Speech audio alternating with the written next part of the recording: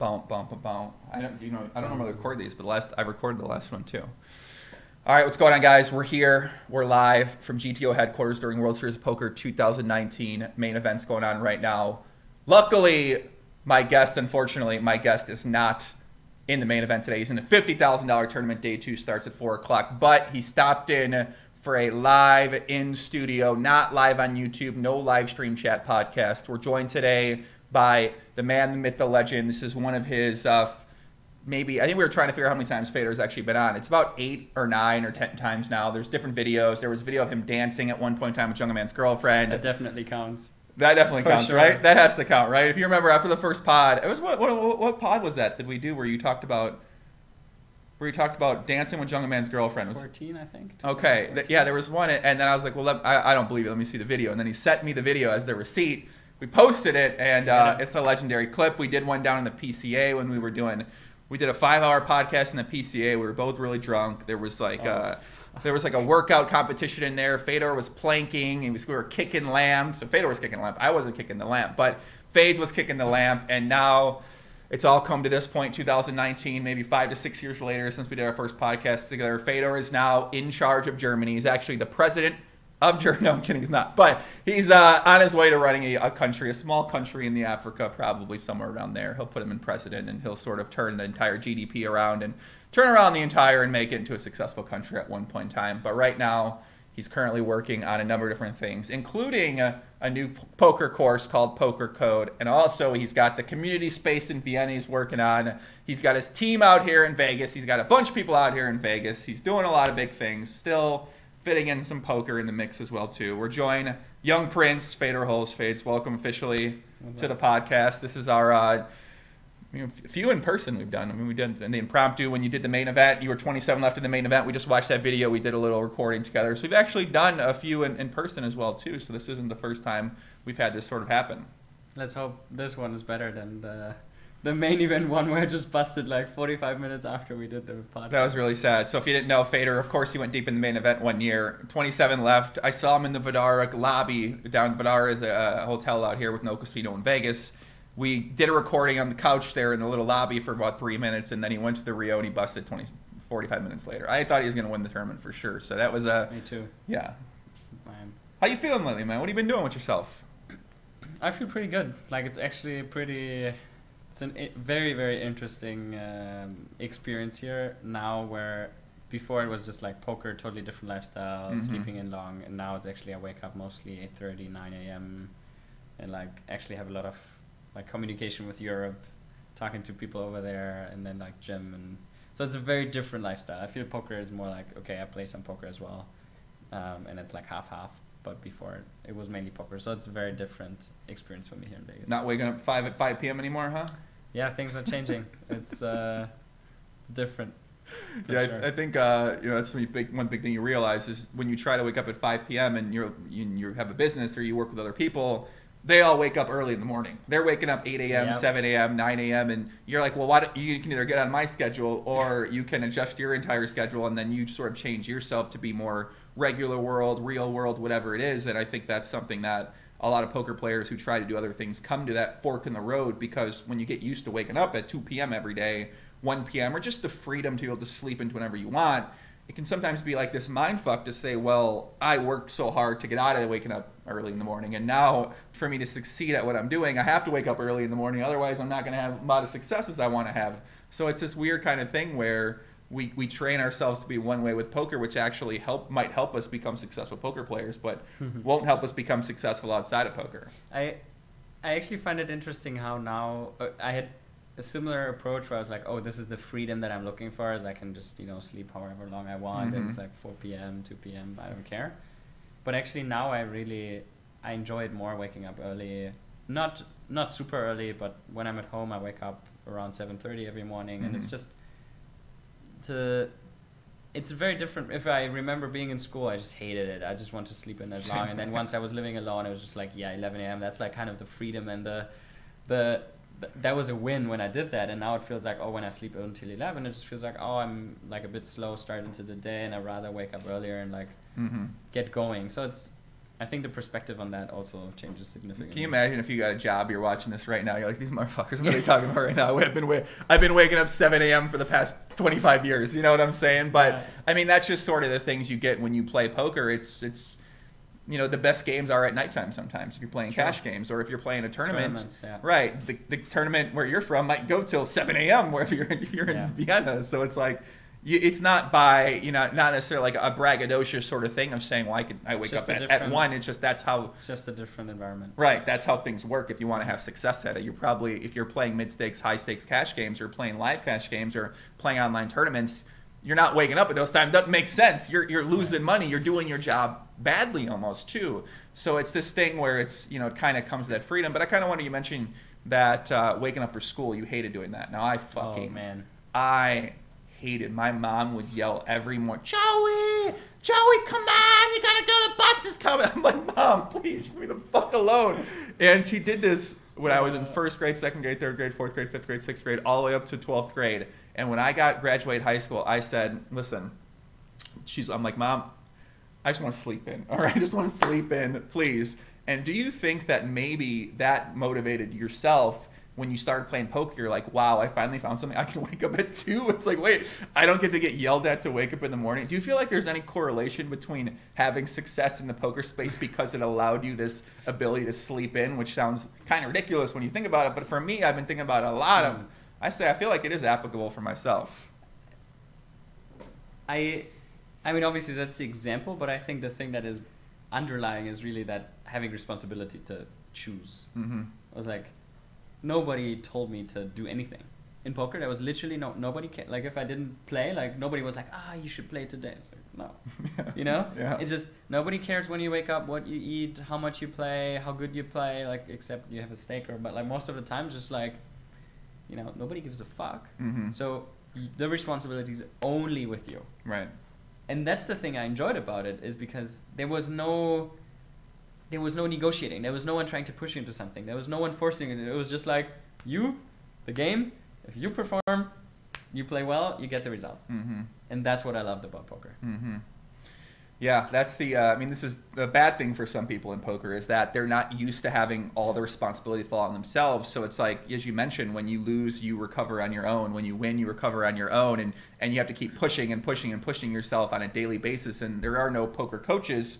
I guess kind of there are some poker coaches, but there aren't coaches like that are on you every single day like you might. So it's this very interesting thing where you have to be self-sufficient, be able to thrive doing this. But I think you probably have to do that to some extent if you're an entrepreneur and you're number one in a company, who's at the top of the company, the leader of other people in that company. Then you also need to be able to do that as well too. And so it seems like right now you brought out a bunch of people out here. You have the new course coming out, Pokercode, as well too. You're with Matthias, you're with a bunch of other people. I met a few of the guys over at the Rio. They gave me a nice orange hoodie that surprisingly fits me very, very nicely. So I'm going to be rocking the hoodie. It's a little bright, but it is what it is. I like the orange. So kind of talk more about your experiences now working with a team of people for the various multiple projects that you're trying to do here.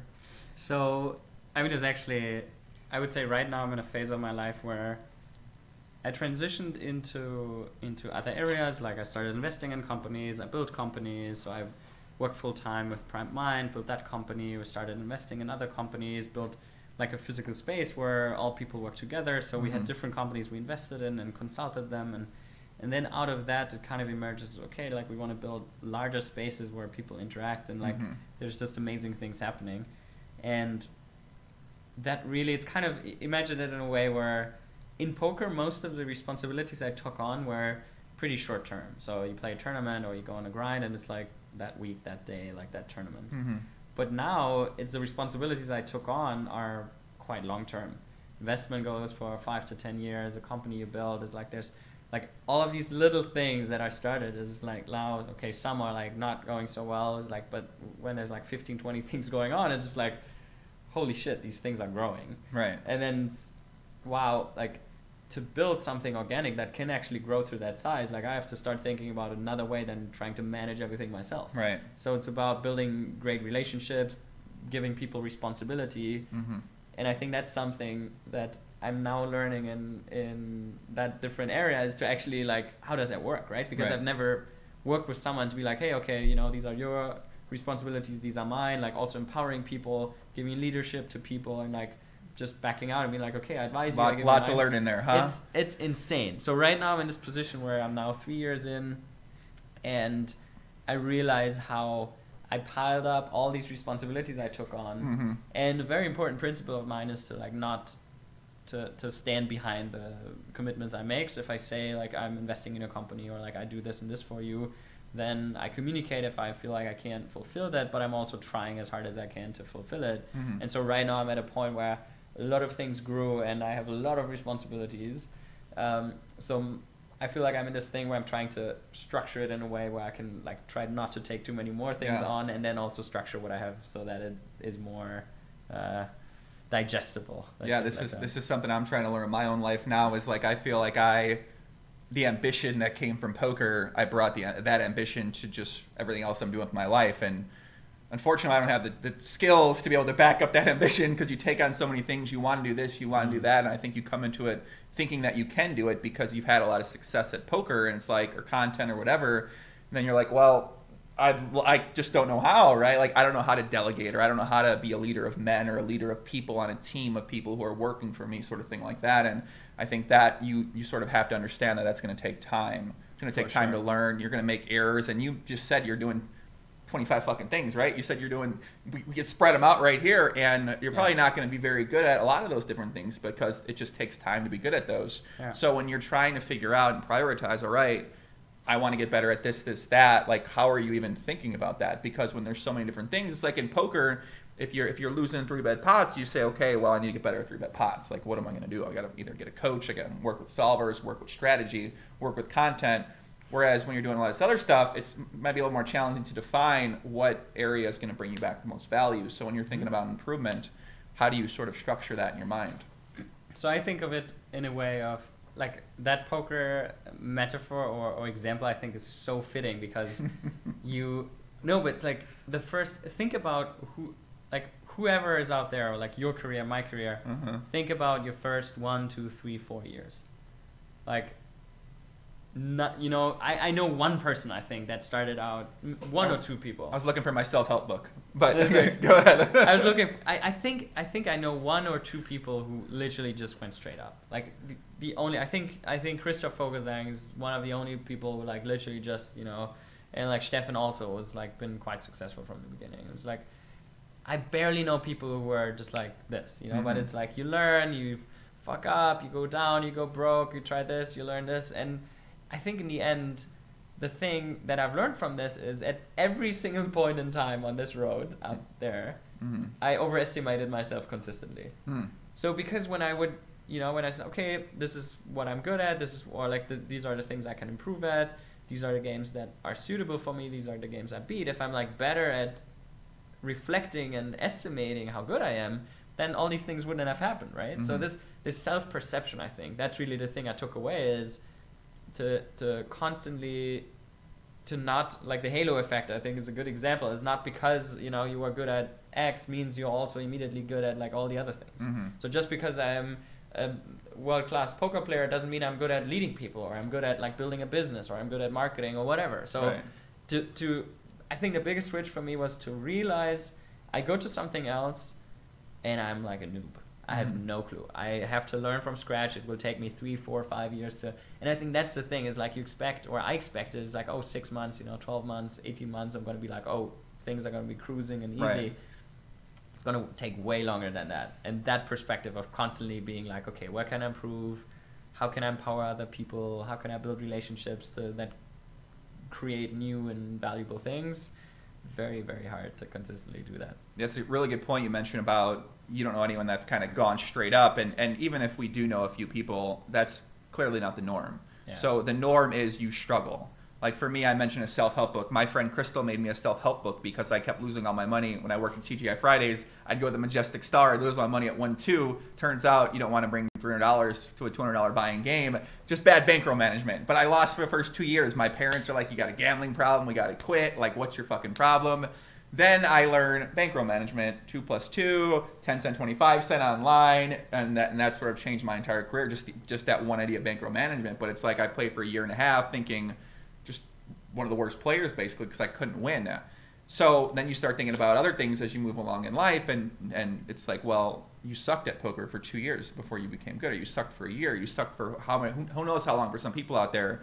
So it's almost, I mean, just really arrogant to think, well, I'm going to be a great whatever, I'm going to be a great this, I'm going to be a great that, without actually understanding that, hey, it's going to take you time and years and effort. And also, when we got good at poker, that was our singular focus, where it's now, when it's multiple focuses instead of just that singular focus, it's like, of course, it's like when you're trying to learn Hold'em and PLO at the same time, or you're trying to learn cash game and tournaments. It's just, for some people, they can do it, but for other people, it's going to throw off your mind, and you're going to get worse at both because you're not focused on getting better at one game. One different thing, you're trying to mix these things together. So I sometimes think about that. It's like, well, I don't know, this whole world outside of poker, man, it's such a crazy world. And I guess kind of now you actually have your second poker business, because you have Prime Mind, which we can consider a poker business, but I think that's more of a general business for people in esports, or for athletes, or for anyone who wants to be a better performer. Even if you're just like a mother at home and you want to take better care of your kids, we got something on Prime Mind for you. Check out Prime Mind right now. Maybe Prime Mind Poppy's coming. We're in talks. Yes. Me and Elliot, Fedor, we're in talks. The offer's big right now. We might get my own Prime Mind section on there. It's $1 million contract. Listen, I'm open to negotiate a $1 million contract. Hey, listen, okay. But I guess now we have Pokercode. So Pokercode is going to be, according to you, debatably one of the top tournament courses out there. I didn't say that. I said it's the best poker content ever made. Okay, you said that. I'm going to go with the debatably, of course, is, subjective thing. Daniel McGrath's got the master class, okay? Phil Ivey's got the master class. It'd be arrogant for me to believe this is better than Phil Ivey. Phil Ivey's, the best poker player of all time. So, but let's talk about Pokercode. So tell us more about that. You're doing that with Matthias, who's another young up-and-coming poker player who's got a lot of talent as well. And just kind of talk more about that. So, I mean, this has been a thing in my mind since like 2016. And it actually came, I feel like a lot of entrepreneurs talk about how they have this thing, like this problem that always annoyed them, and then like at some point they turned it into a solution, and that's like the big business they built. Mm-hmm. And for me, it's always been this thing, how like the question I've been asked, like after, like, oh, how much money did you win? And how is it to be, which way did you win? Like these are like the top asked questions, but like I would say from poker players, the top most asked question was, what should I read or what should I learn? Yeah. And every single time, like, it was hard for me to point them somewhere, because it's like, what game do you play? Like, is it more cash games, tournaments, whole blah, blah, blah. It's like, what part? Because that person's good in this. And it's like, basically when I learned, I had, Sauce, he was cash game stuff, like there were specific things I learned from him. Phil Galfond, like even though he was playing PLO, but like his thought process was super valuable. And then there's like specific cash game guys who did this, and like I just pieced together like little things from everywhere. Right. And I was looking for this thing where you can just point people towards, like, hey, okay, if you have the basic understanding of poker, and like you occasionally play, or like you understand the vocabulary, like this is the place where you can go, and all the topics that you want to like deal with, they're in there. Mm-hmm. And so I think a couple of people have tried it, but there was always this thing where it's like, either it's like very theoretical and like you just cannot watch it. It's like so hard to digest. Like, so then it becomes like a very reduced group of people who are like very study oriented. But I wanted to create something that combines these things of it's entertaining to watch, because it's really high quality. It's entertaining. It's like also has the didactic elements where it's not about just like and then also combining that with the state-of-the-art technology. So that's also something a lot of courses lack, is like really they're like 1 or 2 years behind of like what's actually happening right now with solvers. Mm-hmm. And then the third part is the life experience. And I think that almost no one has ever talked about is, I think one of the things I did the best in like 2015, 14 specifically, and 16 a lot as well, is just utilizing that baseline theory and then adapting and exploiting opponents based on reads I pick up. So I talk quite a lot about what's like really specifically what tells I pick up, how my thought process is around how I adapt my game style, like from pulse to hands to sweat to like coloring of your skin, and that's just one part of the course. So it's like over 10 hours of content, and we cover everything from pre-flop to post-flop to live stuff to also applying that in hands. Mm-hmm. And Matthias did all the theoretical background. And in my opinion, like, first of all, I think he's one of the biggest winners online, and Sit and Goes maybe the biggest winner. What's his screen name for people that don't know his screen name? I am best 2, I think, is his screen name. So been crushing since long time, and then I started playing against him. I was like, holy shit, that dude is good. And we started talking, and I would hands down say I've never met someone in poker who has a work ethic like this. Like, you would appreciate Sorry, it. Dom. You would appreciate Dom's crying. Dom's crying out there. Dominic Nietzsche. Like, he's crying right. He just texted me. He's actually crying right now. Dom has a sick work ethic, but like Matthias is a different. I would appreciate that. That's a good point. You're right. I would appreciate that. I love that story of Korai. I think I can't quote it, but it was like we were talking about. It's like, holy shit, man. We were rooming in, I think, Bahamas or something, and every single time after he busted a tournament, he was just straight going onto the solvers and just for hours and hours just solving the hands that he was playing in the tournament. And I think that's really like where you can see like how he didn't do it because like he was forced to do it. He loves to solve the game and just to get better and play. And so we basically teamed up, and he supported and provided like stuff that also I was like, holy shit, like this is helping me a lot learning. And then on the other side, we combined that with the life stuff where I think he also got a lot from it. So it's like this very nice combination of the different worlds of approaches. So because I'm a more intuitive player, and so I'm super hyped. Yeah, you excited as you for can it? tell, I mean, I was sitting there as like. Yeah, so be fair, okay. So I talk with a lot of people when they have courses coming out. I mean, I talk with a lot of people. I talk with a lot of people that have products. I know a lot of people in poker. I talk. Everyone approaches me, say, hey, maybe I'm gonna promote stuff like that. I always get a lot of offers. And normally when you hear people and they talk about these things, like there isn't that passion or excitement for it, because oftentimes when they put that out, maybe they're, I don't know, type of salesman or whatever, like they're doing courses for other people, or just they like not really that excited about it because they aren't playing much poker. And now for yourself, you're infamously retired from poker, but you still come around, you still play once in a while. And I think the level of talent that you were at was at an elite level to the point where you're going to maintain a lot of that knowledge for the foreseeable future. And you might not be as locked in, sharp as you can be, clearly, because you're just not playing as much, but that knowledge and ability, I don't think ever going to go away for yourself. So to people out there that say, well, why is he doing this now? Why release it now when you're not playing anymore? Like, do you still even have, like, did you lose the knowledge, sort of thing like that? Because I think that's going to be a very common question that I'm going to see from people out there, to say, well, like, what does this fucking guy know right now? And kind of speak on that, because I feel like you're still going to know a great detail, and especially once you're working with somebody else who's currently playing every single day or very locked in, that's just going to bring up even more things from you that you might not even have unlocked for a few years, sort of thing like that. I mean, I see it that way. So I think we both spent over 15,000 hours, maybe 20,000 hours, really focusing on the game, like nonstop for years and years. And we sat down and we combined that in like it's so much script. Like, it's literally like, it's just pages and pages and pages of stuff. And we were working on this for like hundreds of hours. Yeah. And then we combined all that into 50 hours of recorded content, and then combined that into 12 hours of final. The poor editor. Course. My God, I'm feeling that. Man, so just imagine that, like, that thing from like going to tens of thousands of hours to thousands to hundreds. How do we get the 100 hours? How do we get the 100 hours? Is the 100 hours a bonus add-on or something? Like the 50 is a bonus add-on. That's when I say the same sentence 4 times again to make it sound really nice. Because I saw behind the scenes, you actually had, like, this was no joke.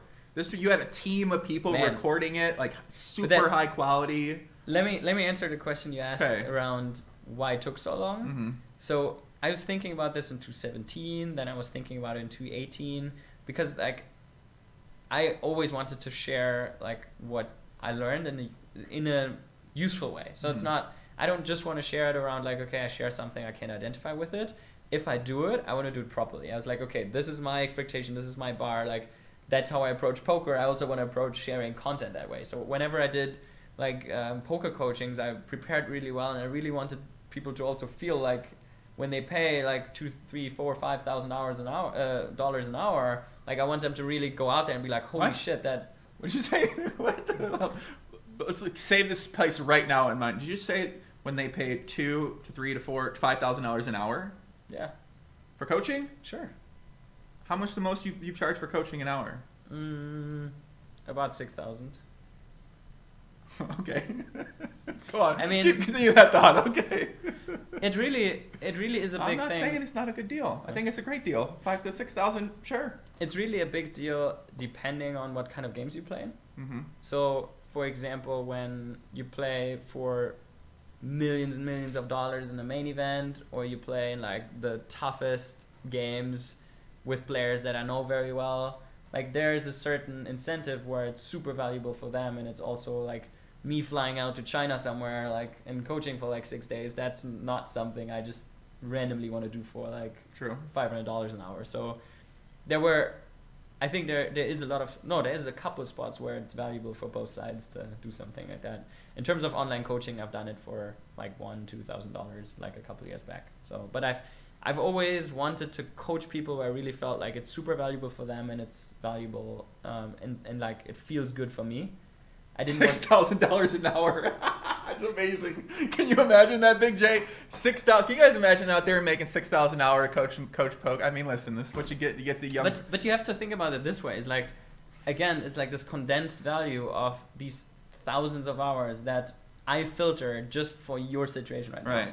But that's where the preparation that you put in. I mean, comes there's like if you ask like Ike or Ben 86 or like whoever, I think back then you might charge more than 86. Back then, like they were talking, but like really, back then you were talking it was like 5,000. No way I would do it. Yeah. Because the first 10 hours are so much more valuable than like the 10 afterwards, right? Mm-hmm. Because these are the things where it's like they change your perspective like massively. It's like holy shit, you can think about the game this way. And so I really think that these, like, it sounds like a high number, but it's not something you do for like 100 hours. It's like you do it for like 5 or 10 hours maybe. But what I wanted to say around the course is, so I had these expectations, and so there's a lot of different sides to it. $6,000 an hour. It's Poppy. $6,000. I'm sorry, $6,000 an hour. It's awesome. I mean, come on. What can you say about it? $6,000 an hour. I mean, Jesus Christ. Okay, the course. Go ahead. But so I wanted the production to be great. I wanted the website to be great, and I also want the content to be great. Mm-hmm. Like to find all these pieces. That's actually also what I've learned in entrepreneurship is it's not so easy to find people where you really like, okay, they own this, they own this, they own this. Mm-hmm. They know their shit, and it works together really well. And especially if you hold yourself to a high standard, you probably want to hire people that also hold themselves to a high standard as well too. So when you see people that you maybe feel lack these certain areas, you say, well, let's get someone else in here, kind of thing like that. So, and I imagine for yourself when you go into this, I think that we've seen you put a high level of care and thoughtfulness and mindfulness into the things that you do, whether it's a vlog on YouTube or whether it's Prime Mind or whether it's the photos that you might post on Instagram or Twitter. Shout out to Big J Hungry Man, aka the Wizard, aka One Night Wonder, aka Big J Hungry Man. But yeah, so I would expect nothing less from this course. And now you mentioned you wanted to take a more entertainment aspect as well too, because a lot of courses I've seen, you know, you mentioned the monotone and very dry, and I'm not saying that you can't learn from these things, but in terms of it being an ideal learning experience for a more general poker audience, maybe not for some of these courses I've seen out there. So you did take a more entertainment kind of thing, you try to make it fun, or is that what you try to do with that? Yeah, so obviously I think there's certain topics that are just super hard to make entertaining, like pre-flop stuff is just a bit dry. But I think it's about also including quizzes, like making the lecture, like having a good length for the lectures, you know, having a good quality, like a nice enjoyable picture, you know, it's like this. Right. I think what Masterclass did amazing is like this feeling, you know, like you feel entertained, you feel like, okay, like I'm part of this whole thing. It's just the content I took it at least 10 times. You what? I've taken the Masterclass at least 10 times. Really? No. Okay. No, I'm sorry, I don't know that. I don't know they keep entertained. Like, I've seen but it's like, just if you watch like, you know, 30, 40 minutes or something, I haven't watched much, but I've watched, for example, the Kevin Spacey one until it disappeared. That was a really, really, really cool class to watch. You can't say that. You're in charge of the company. You can't talk about Kevin Spacey.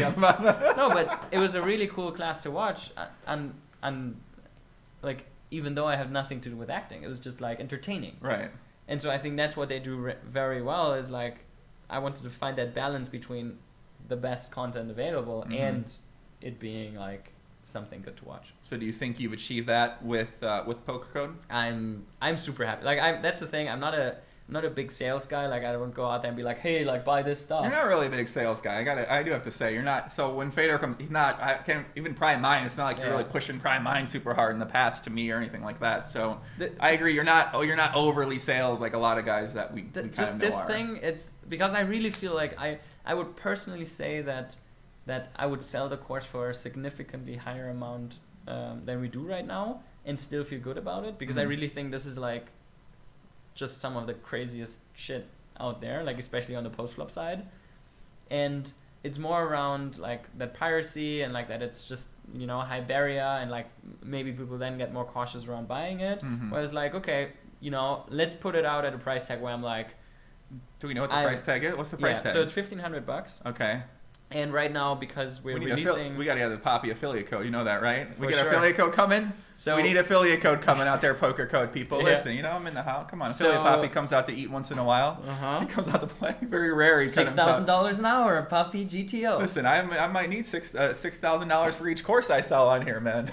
So $1,500 an hour. Right now, we got a pre-sale going on, right? 30% off? So it's $1,500 for the course, $1,549, I think. And then for the pre-sale, which, because we're launching the course in August, for the pre-sale you get about 30% off, so it's $1,149 right now. Are there any extra bonuses in addition to that 30% off? Is there any sort of... Yes, I'm actually, that was also a thing. Yeah, you're asking the right question. It turns out I know what I'm doing here, huh? Is there anything extra I can get? We should do a podcast masterclass on this sort of thing like that, leading the guests into the promised land of answers here. We actually did like a box, like a limited edition, just to give people something. Okay. Where it's like the hoodie you got. The hoodie, right? it's a nice hoodie. A little bright, but I like it. You have obviously a stress, but like a lot of merch. A lot of stuff that only you guys get. You got a lot of young guys in the Pokercode team. Maybe if some of the ladies out there might want to win a date with a nice German guy out there, you could do like a little date giveaway with one of the guys or something like that. Maybe we should hire you for the marketing strategy. The guerrilla marketing. Ain't a bad idea. I mean, listen, we got to give these young kids some of these dates. A lot of 23, 24-year-old Germans in this crew, man. They're looking like they're ready to get after it. Just showing up with like 30 goals in the WSOP main event, just selling courses left and right. I've actually thought about that before. Like, why not? If you got a product, why not bring about 30 to 1,000 girls to the Rio during the main event? Just have them walk around with the shirts on, like sort of guerrilla marketing style. Well, like, what are you doing? Selling Pokercode, you know, like something like that type of thing. Nice. What do you think? You're firing money away. How much you spending on this Nobu Villa over at Caesars right now? It's actually okay. Good price? Yeah, it's fine. Like, decent. You're not gambling in the pits, right? So they don't give you this stuff for free? No, maybe there's an opportunity there. Like I always thought about it. There must be some plus EV spot there to gamble, to get free rooms in Vegas. Come on. What's so kind of right now what's going on here? So you have Pokercode. Pokercode's launching. Right now we're in pre-sale mode. You've been doing a lot of press as well too, going around, getting on different podcasts out there, kind of just letting people know about what it's about, what it exists and stuff like that. So what do you think you can do to ensure that this is as successful as you want it to be? Because I imagine you don't really know exactly what the possibility is of this, because you've never done something like this with poker. Exactly. So what's your plan to ensure that this is as successful as it could be? So I mean, obviously one of the first things is I want to share because I've recorded it. I've sat there for like days and days and days, both on the one side creating the content and then also recording it, which was painful. If you're telling me they made you repeat things, anyone out there who hasn't done any acting or had to repeat things back when you think you did it right, the worst thing. Oh, this little thing? Yeah, we got to change that. Yeah, this is the worst thing. I mean, right, comparatively. I got ill on the second day, and it was a super professional production. Like, it was crazy, but it was raining outside, and it was like the heater wasn't really working, or it was loud, so we had to turn it off when we were recording. And I was literally like, it was just 12 hours of a grind every single day, and I was just like a zombie afterwards. I had to take like 3 days off afterwards.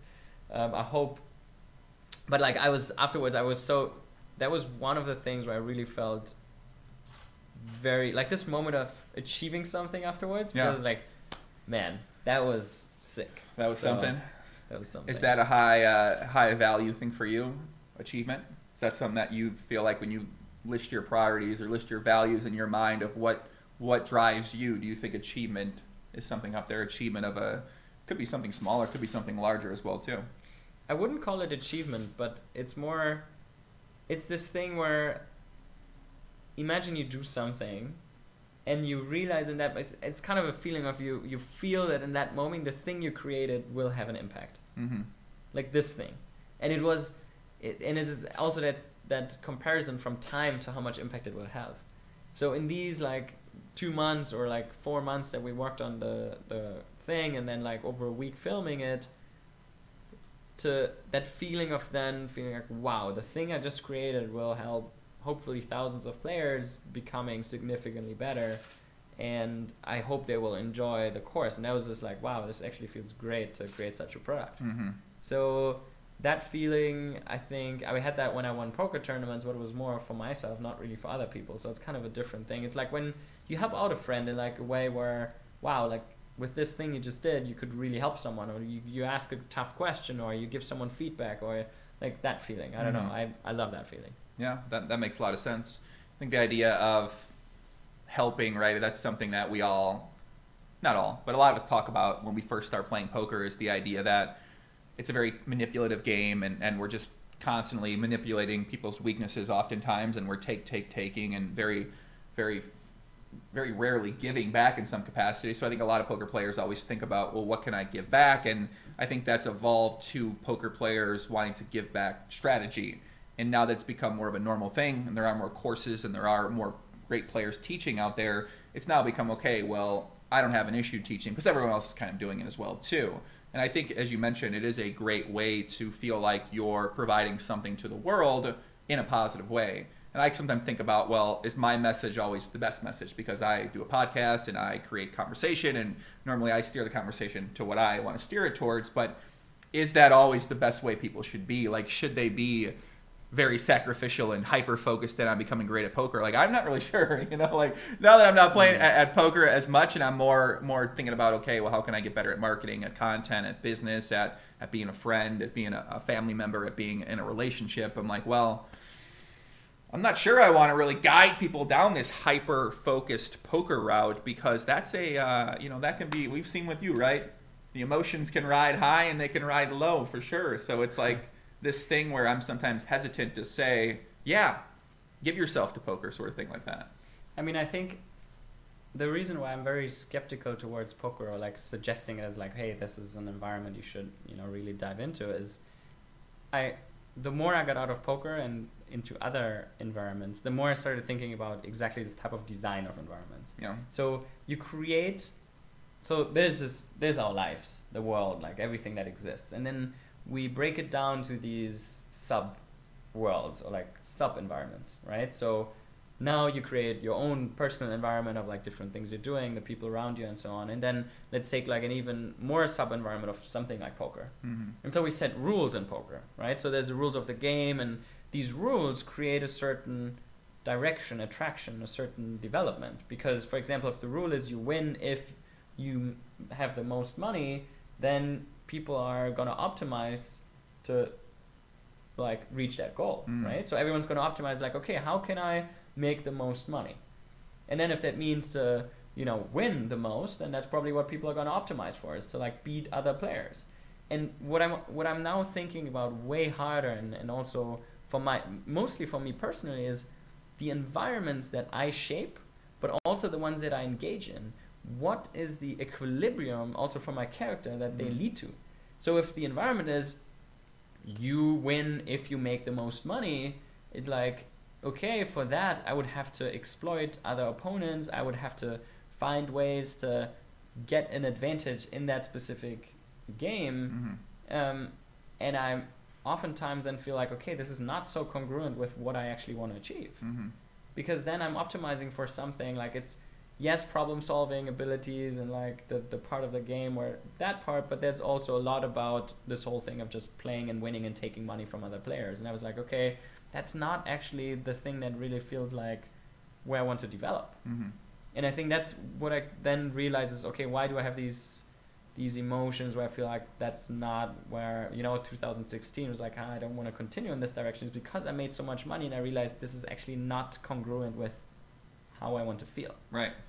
And this way of thinking was really something that helped me progress and understand better, is like, okay, in what environments do I feel good, and what environments why am I not so attracted to, and then I think it naturally just changes my life. And I also think this is a fine way to evolve as a human being, because maybe when we prioritize money for a period of time, and we don't know exactly what that will do to us until we achieve that. So once we do achieve earning that money and succeeding at the high level of the game that we're playing, then we're going to evolve.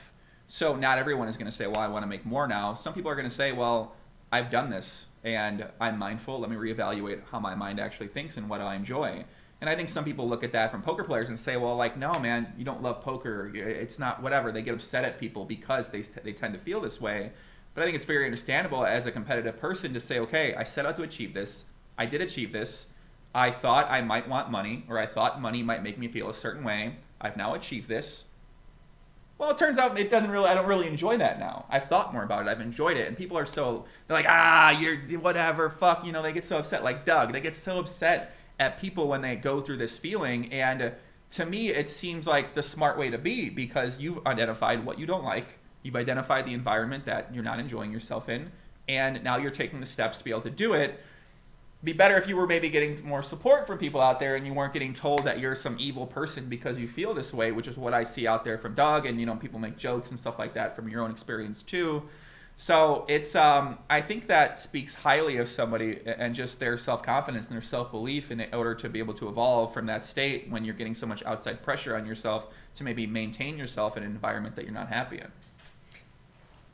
I'm totally with you. I think the most important question to ask when you feel like either yourself or someone else is like closing down on one specific smaller environment in his life, mm-hmm. or like focusing in on that, is like, why? Right. Why is this? So if I would have asked myself more often, or have been asked, like, why is that? And it's like, why do you want to become the best? Yeah. Right. So then because what you do by asking this question is you open up this environment. It's like, this environment is only like part of my life, but it's also part of like bigger things going on here. It's like part of the universe in some sense.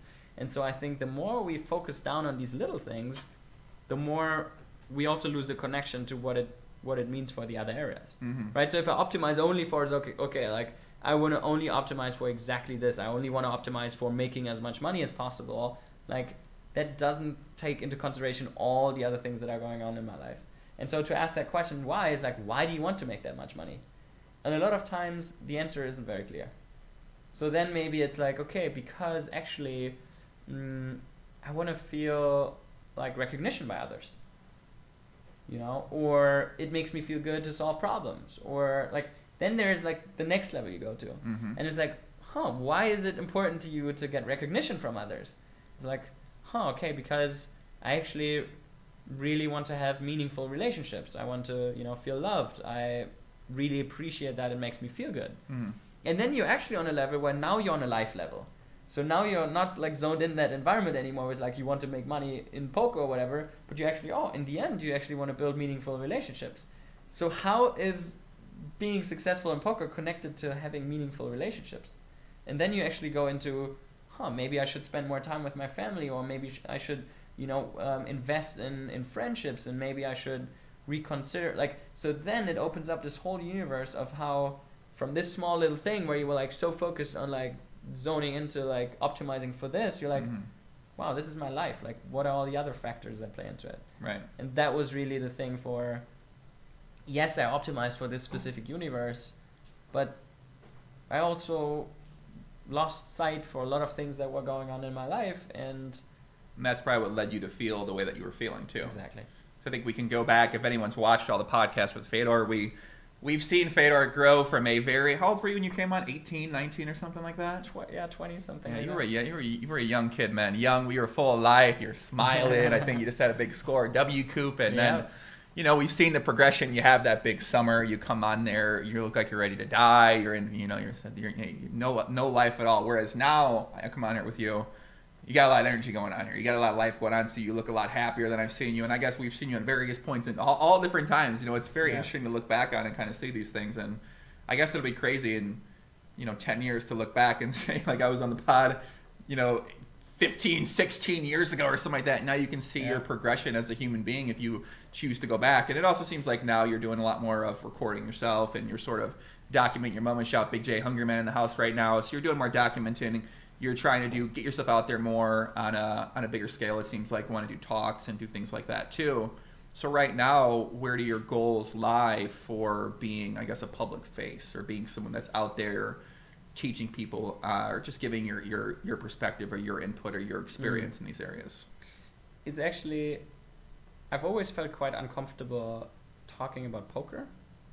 So it was this progression of, people ask me a lot, it was like, oh, poker, like what made, I mean, obviously, like, what made you successful, but then also, what can you learn from poker, what are the things you can, and it's like, that got me thinking. So I started thinking about what are the things that I learned in poker, but then also a step further is what I was just talking about, is how it changed my mindset and perspective onto a lot of other things.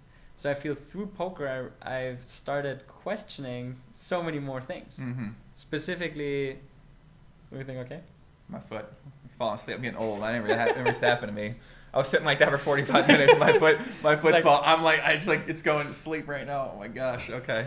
But so I've made this experience a lot of times where it's not so much about the content I share. Was like, okay, this is the success.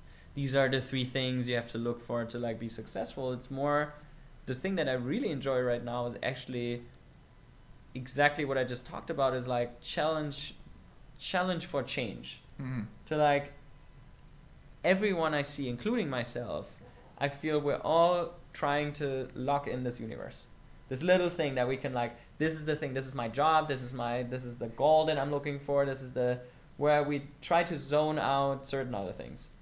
And the thing that I really enjoy right now doing to myself, but also to others, is like, why is that important to you? To actually understand is like, what is the drive of people, and like, how are we connected in that? Because in the end, I think we all look for very, very similar things, but on the surface, it's like, oh, this guy does that, this guy does that, this guy does that. But I think in the end, we're all looking in some way like to, have purpose, like meaningful relationships, like just something that makes us feel good in some way and fulfilled. And so that is something I really enjoy, is to go out there and challenge the things, the status quo, is like how we think about it. It's like, education has to be this way. Like these, like every topic, we have a very specific opinion of how things should be. Is like politics, like democracy, capitalism. And I'm just like, let's rethink about how, because I think we have to. I really think in the next 30 years, we're going through more change than in the last 50,000 years. And I think we need a more positive attitude towards change, towards our perception of something that we believe to be able to change the next day. And that's what I see as the message I want to bring across. Much bigger message than from just poker itself, because this is very applicable to anybody out there who might be doing anything with themselves. And kind of, that when you talk about that and you talk about questioning things and asking why and asking how, I think a lot of people out there that might watch this, if they really do that for themselves, they might realize like why they want to play poker is, why they want to get good at poker is not sort of what they thought it was. They might have thought they want to make a lot of money, but really maybe they just want to be famous, or they want it to be well known, or they want it to be able to impress women, or they want, you know what I'm saying? Like when you start asking yourself these questions, you can sometimes figure out, okay, why do I want what I want, or why am I how I am too? And it's better to have someone to speak with on these questions, because like if you just ask yourself these solo questions on the beanbag chair with some edibles, you're gonna drive yourself a little fucking nuts sometimes too. So I think that's why it's important to have that group of people around, or even one person. And I think that's very, very challenging to find when you've lived your life a certain way for so long, and then you say, well, I'd like to talk about other things, but your friends and the people around you, you say like, hey, why do you do that? And they're like, fuck yeah, man, I'm here to fuck bitches. It's like, okay, all right, I feel like that's the answer a lot of men out there are going to receive from some of their friends that they had for a long time. So I guess when you think about the idea of changing your environment, because that's a very daunting task, the idea of getting rid of people in some capacity that you've known for your entire life, and then putting yourself out there to find these new people to have around you to support this vision that you have for yourself, how you want to be. So what would you say is a kind of piece of advice for somebody out there who's looking to do just that thing? I mean, for me, really, the key element is exactly what you were talking about, is you do a thing and you set yourself as like, this is the thing I'm going to do now. But so I'm going to lose weight now. I'm going to gain weight. I'm going to become like a winning poker player. I'm going to play whatever. Like everyone's like, I'm going to study. I'm going to get this job. Like we all set this subset goal that is like layers and layers down. Is like, okay, what we basically say by this is going to solve exactly the thing that I actually really want. And this thing we don't often talk about. We don't think about it ourselves often. We don't talk about it with other people, because what my experience was in society is that this type of uncertainty is being judged really hard. So this thing of, hey, I'm on my journey to figure out like what things are that feel good for me, is like, it's going to be a long process. I'm going to try out different things. Like, this is not something that's choose a path. Like, so I think through that, we all tend to, or like a lot of us tend to just jump on something that seems to have like it's like, oh, okay, that, seems to be fitting. And we just do that thing. But then what happens in the meantime is we do that. We put a lot of energy into it. And we realize, hey, actually, it's not really correlating so much with the thing I really want. It's like, yeah, I just gained 15 kilos. I'm like super ripped right now. And I've been bulking the last 2 years and like going to the gym all the time. No, not me. Just 10. Arms are bigger, okay.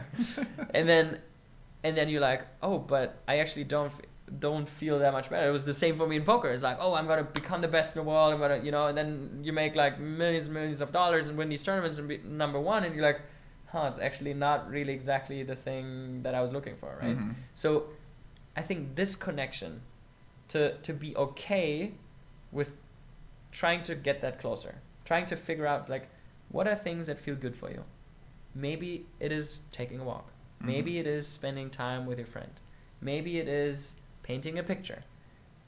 Maybe, could be. There can be, no, but there can be, maybe it is cooking. Like, maybe it is doing a podcast. Like, who knows? But the thing is, I think to have that acceptance to saying, I'm going to figure it out, and it's going to take a long time, and I'm constantly getting to know myself better, and I go for the things that I feel attracted to, and I do not do the things that I do not feel so attracted to, even though if like a lot of people are saying this is the thing I should be doing. So like to there just go more inside us and like really feel like what the things we resonate with are. Sounds tough to go inside, especially in this day and age when there's so much distraction throwing us with the phone, with social media, with all these different things like that. It's really hard to just kind of sit back and say, okay, I want to put my phone away. I'm not going to text anyone. I'm not going to check Twitter, Instagram, Facebook, the forums, and I'm going to try to have this introspective thoughts, because I think oftentimes our mind, this is kind of what Prime Mind helps people with, is to help clear your mind and to get your mind off of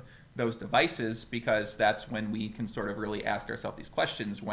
Whereas when we're on Twitter all day long, we're not asking ourselves any question. We're just constantly trying to consume the next piece of information. So it kind of seems like you've taken a big step back from using Twitter, from using Instagram, from using those type of things, and you're spending a lot more time in real life rather than on the phone. I mean, we're literally sitting in a garden a week ago, and we were checking our phones for how often you use it, like the activity thing. And I use my phone a lot for business. So I think it was absurd to me to just think about the numbers that show up there.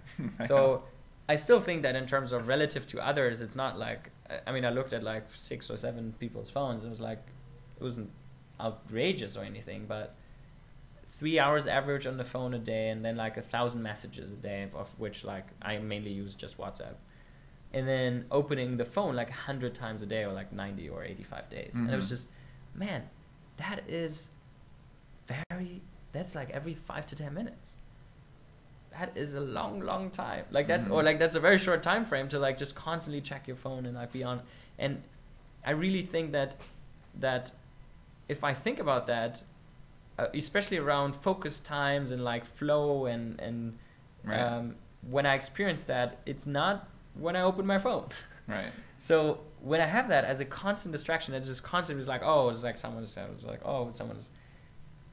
I really think that, so right now I put a lot of energy into shaping my environment in a way where I can constantly cut these, so like delete Instagram from my phone. I'm now thinking about how can I solve this WhatsApp thing, where it's like I do not want to use my phone all the time. And constantly think about how can I zone these things out so that there's actually space, because that's the thing I realized the most valuable thing for me is having actual space.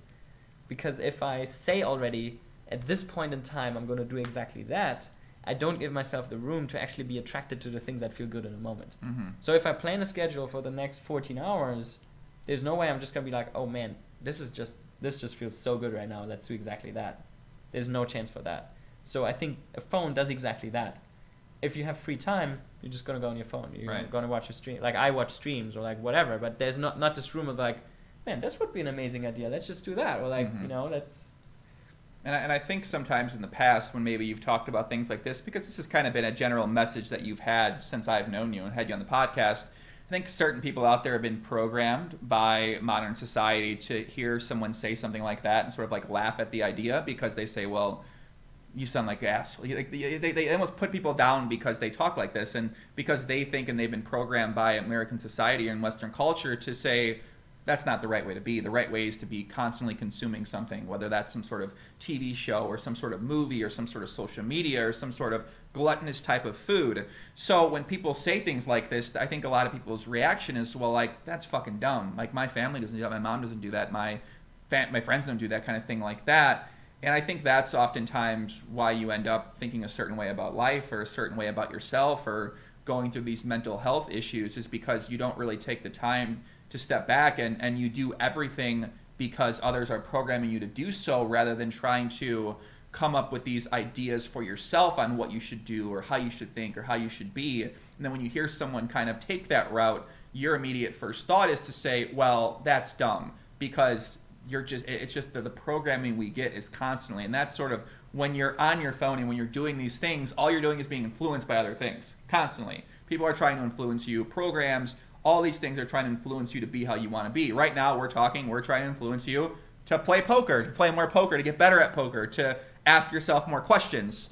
So it's like you as a person out there have to decide how do you want to be, and then you try to find that influence in your life that sort of supports the way that you're trying to be. So if you want to be a fucking degenerate who likes getting out of line and likes getting after the girls, well, you're gonna be hanging out with Big J Hungry Man. You're hanging out with Big J Hungry Man right there. You know what I mean? But if you shout out to Jonah, man, he's always doing a good job. If you want to be a better photographer, a better videographer, you're gonna hang out with the Big J Hungry Man as well too. He's gonna teach you how to. Legend. Look at this camera he's got. It's the biggest stick in town. This is the biggest camera I've ever seen in my life. Oh, yeah, new lens. It's a different lens right here. We're making a video. We're making a video blog right now. What's up, guys? Fedor here. How's it going? No, I don't know if Big Sex's recording or not. So. I don't know, man. I guess I wanted to pivot off topics off this for a bit. I know we're in a groove right here, but there's a very important poker situation happened that I feel like you're pretty accurately able to talk about it. Okay, so recently during the World Series of Poker, we had an event take the poker world by storm. All right. No, it wasn't the earthquake that took place at the Rio. It was There's a couple of ones that you can bring up now. We had a couple earthquake takes place, and maybe we'll talk about this whole guy where the guy stole the person's chips next to him, and I didn't know much about that. Did you hear about this? Not this one. Yeah. Right, but we're going to talk about a man exposed himself at the World Series of Poker. Fedor, did you see this? The pants? Yes. Yes. Okay, so if you guys haven't seen this, I did an investigation video on Twitter, Instagram, on my YouTube channel. Not on Instagram, actually, but there was a man in a Bell jersey, Pittsburgh Pirate fan. He shoves all in blind, puts his hand over his eyes, turns around, and Fedor, I'd never seen this before, the man dropped his pants. All right? He got no underwear on. It's just his shorts down. His ass is out. His dick's out. He ain't very turned down. I'm going to tell you right now. I watched the video. I don't want you guys to watch it. It'll be playing right now. I'm blurted out. It is what it is. But the guy drops his pants, pulls his pants up. The guy in the big blind, he shows all in for like 300 big blinds in the main event. 10K main event day one. Throws his shoe at the dealer. Hits the dealer. The dealer doesn't move. The dealer just stayed. The dealer looks like they were in a war at some point in time in their entire life. They're just like, what did I do to get here? And then the man is then removed, disqualified from the main event. And then he is spotted later at the Excalibur on a craps table, stomping around like he just conquered the Roman Empire circa 1447 or something like that. So in your life, Fedor, have you ever seen a man drop his pants after shoving it all in at a poker table? In your young life here, have you got a chance to see? Because you play more live than me. I never seen anything like this in my life. Private games sometimes, but... Well, you've been in some weird games. That's true. You're in some of those European countries. That's true. But has someone did it in a private game? No, not yet, unfortunately. Not yet. What are your thoughts on that, man? What are your thoughts on this guy deciding to do the old commando shuffle where you whoop, naked bandit, whoop, just drops it down there? I don't know. It was pretty weird. It's pretty weird, huh? It was pretty weird, yeah. Okay, so do you think things like this are because they got everybody talking, right? This is like the most popular story in poker. You think this thing is a good for poker, bad for poker sort of thing? Because I mentioned I want to get him on the guy on the podcast. I got some questions for him because I'm very interested in what's happening. And some people said this guy was a disrespect to the poker and you should not give this guy the attention that he is seeking any longer. Yeah, I mean, I don't know. When I've heard it, I think the other observation is that how much hype there was about it. Mm-hmm. So my reaction was just, okay, like, I don't know. It's kind of, yeah, it has no place there. It should just not be there. Like, disqualify him, and that's it. Like, Yeah. I don't think it should. I think the big reason why stuff like that happens is also because of the attention it gets. Mhm. So if, like, it's been talking about it constantly. Like, everyone's been mentioning it, like, over and over again. I'm just like, okay, like, exactly. Yeah. No, I don't think it's appropriate. I don't think it should be in poker. He should just be disqualified, and that's it. Like, Right. I kind of, obviously we don't advocate for that, right? And we could argue how much was this guy attention seeking? How much was he just, some people said maybe mentally breakdown or something like that. Maybe drugs influence, whatever. But I think for me, when I see that, I don't advocate for it to happen, but I think you're almost lying if you don't find it interesting. Like, do we find it? Do I want to know what the hell this guy's thinking? I really want to know this. Yeah. And I think a lot of people out there want to know this too. And that's why you investigate a puppy. So you're gonna find out. Everyone's gonna watch him. I will go to Pittsburgh and meet this guy, sit down with him and his family if I got to find out what the hell is going on with this guy. I'm definitely going to find out. I just find it interesting how certain people out there are saying, like, no, don't give this attention. I think in poker, we want to give poker attention in a lot of ways. We want to help grow the game. And I think people out there have this idea that if we focus on a perceived negative moment and a perceived disrespectful moment to some people out there, that then we're going to breed more disrespect and more of this attention-seeking behavior. But then we can argue that in the early 2000s, when poker was at its debatably peak in America, that there was a lot of disrespectful attention-seeking behavior going on. And I don't think people seem to think about this behavior as this awful thing, but if it does get people talking and it's not a regular thing, then I don't see the big deal about it. But if it becomes a thing where if someone's dropping their pants every single tournament, then now we got a problem, right? But to say that, okay, this guy does it, more people are going to start dropping their pants, I think so ridiculous. Like, we're not going to see an epidemic of people just taking themselves out at the poker table because this guy did it and everyone's talking about it. Could happen. 50K final table. You think you're going to drop your pants? I mean, it's 50-50. You think so? I'm just not sure if I throw the shoe. I'm going to be honest. If you drop your pants during the 50K final table, that would be one of the most monumental things to ever happen in poker. You got to think, you're going to go down as in history. You're already going down in history. But now you might go down in history for many different reasons. It could be good for business. Potentially. Have you thought about maybe recreating like a Jungle Man kind of moment where you're... Man, that literally, I've seen... I'm not so often, I'm just totally, like, speechless. Mm-hmm. I didn't know what to say for like 10 minutes.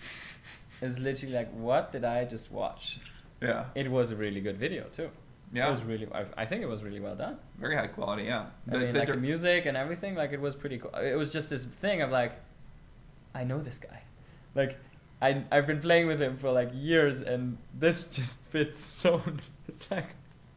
It was just so funny. There's not one person I know that if I introduced them to the Jungle Man and we had a 30-minute conversation in my living room, me, Jungle, and whoever I introduced them to, there's not one person I know that would then vote Jungle Man more likely to record a video like that instead of myself or many other people. There's not a chance if people would be like, yeah, that's definitely the guy who would do that. But the thing is, though, if you get to know him better, I think like it's actually not... It doesn't become that crazy anymore. When you realize he does these outlandish things and does these things that you would not maybe do yourself, but Jungle Man kind of... I mean, Jungle Man, like, he has a pretty cool side to him, too. Like, he has a very broad variety of sides to him, but, like, he also has this thing where he does some crazy shit. sometimes. He does, like, peeing off balconies occasionally at a nightclub. You know, he does a lot of, I mean, he talked about that in the podcast before. Got some out-of-line stories. Is there anything in poker right now that's kind of captivating your attention at all, or is there anything that excites you? We have the main event going on right now. We're going into day 4. We have the 50K, day 2. 2 horses left. 2 horses left. What do you got left in the main event? Rolly and Simon. He was on a featured table yesterday, actually. Do these so have my boy Simon. Do these people have last names? Simon Welch. Simon Welch, and who's the first person? I actually don't know his last name. So you have a piece of someone you don't know their last name. Yeah. What are you talking about right now? That's how it is. So you have a piece of someone you don't know what their last name is. That's correct. Okay. You think, is that GTO backing or what? Of course. Why? I mean, I'm gonna be there and support. Okay. Have you ever backed someone who then you didn't know their last name and then they just had a score and took your money and didn't pay you? No. Never had something like that happen? No, I knew his last name. Okay. What happened? No, I knew him. Oh, okay. Makes sense. So you had someone like that? That they won, they didn't give you the money or what? They won and didn't give me the money. No, I don't think that actually happened. They didn't give me the money. That happened. But, like, they won and didn't give me the money. That never happened. Okay. They didn't win the I tournament. mean, it's quite easy. When you win money, like, then, you know, you just share. Right. Like, if you win $1 million, give away, like, it's okay. Sure. Is that what it's like? What's the most you've ever won in somebody else during a tournament or cash game? In somebody else? Yeah. 2.5 maybe. 2.5 million. Yeah. That was through Reiner when he won a tournament? Could have been something like that. Could have been something like that. Interesting. So are you still big into backing now, or is that No. something, you're still chasing the 2.5 million score, or what? No, not at all. Actually, I barely do anything in poker. I would like to do it more often if it would be frictionless, but just the whole organizational thing is Tough to do. I mean, if I'm not there, if I don't have, like I barely wire money anymore, so I don't have in the casinos anymore. I all just took it out, so it's just annoying to have these balances open and transfer money back and forth. Mm-hmm. So Do you still keep up with a lot of the German crew? Because it kind of seems like Fedor. Here's my impression of things, Mm-hmm. right? Fedor was leading the crew, right? The crew was doing well, a lot of success. We see the young prince maybe take a step back, and maybe some of the crew maybe takes a step back in terms of the visibility and the success they might be having, at least from my standpoint. Maybe they're having success in their own new arena, and I just don't know about it. But to me, it seems like maybe you were a catalyst for this this ambition or this drive amongst the German poker players, and now that you're not as hands-on involved, we don't kind of see that anymore. I think there were a lot of reasons that led to it. So first of all, I think one of the biggest, I definitely was a catalyst in some sense. I mean, they all contributed, everyone in the group contributed, in their own way. So I think I was probably the one making a lot of first steps. Mm-hmm. The others contributed more in content-wise, so really making us bringing onto another level. Also because we all played different games and styles, and that really, really made a difference. So sit and goes, cash games, tournaments, learning from the best in all these areas. Right. It's really helped me, because in certain goes you learn final table play, basically you learn ICM, you understand Love bubble ICM. play. Yeah, you Love love it. I learned ICM from you. So exactly. So the thing that I love about it is this all play together is less. I was just I was the first to play the hurlers. I was buying their action. I was bringing them in. I was but it was great for all of us, right? It was great for them. They didn't see it back then. I actually remember a lot of times where they're fuck man, you shouldn't buy my action. But I was no, I want you to play these. I'm going to continue. I remember a 25K somewhere in Prague, I think, where I threw 2 of them in, and I wanted them to get the experience and go out there, because I knew I just felt they're capable of playing these games, and I think they were always very rational and reasonable about it, and didn't want to take big risk, and wanted to be sure to beat the game. Mm-hmm. And I was more hey, if I want to learn and get better, I just have to get out there, fail a couple of times, and then improve while playing them. Right. So I think that was the catalyst in 2014, 2015. But then in 2016, I mean, obviously that worked out extremely well. We've been working really hard, and I think we really changed the game at that time too. The way we approached it bringing all the online analysis into the live game and really working hard on beating these games. And then it started where we all were on that level, so it's like 7 of us playing, or 8, playing the toughest games, and then you play against each other all the time. Every single tournament, 35, 40, 50 players, you just play constant, like it's 60% chance you have another guy on your table, right? So then it starts, you bust each other a lot, you play against each other a lot, and it just it becomes a little more, like we were still close, but it became a little more competition, and then also my run, I think that also added in where it just kind of separated more. And then I withdrew a little bit, and I think all these things came together where we were all not so passionate anymore. We all didn't enjoy it so much anymore. We played against each other, won money from each other, so that made it more, we had to, like, we really wanted to take care that we, you know, a lot of people were talking shit about us colluding, and we really want to make sure that that's not happening at all at any point. And so you're way more cautious about it instead of just being like, you know, just normal about it, and so that these were all these things that came together. And then in like 2017 you could really tell how like we were still hanging, and like also there were closer because they were still like traveling the stops, but now it's kind of getting a revival, I think, where we're all a bit more chill around it and just becoming a more friendly environment again, where we just, I don't know, I think we also don't take it so serious anymore. Like I see how they change in some way. And well, I guess a lot of the guys are doing different things. They're doing the NL, was it NLG Gaming? What is it called? NLG Gaming? Yeah. Right, okay. So NLG Gaming channel, I've had Stefan on the podcast a couple months back ago. You were kind of talking about that. He's doing some YouTube videos as well too.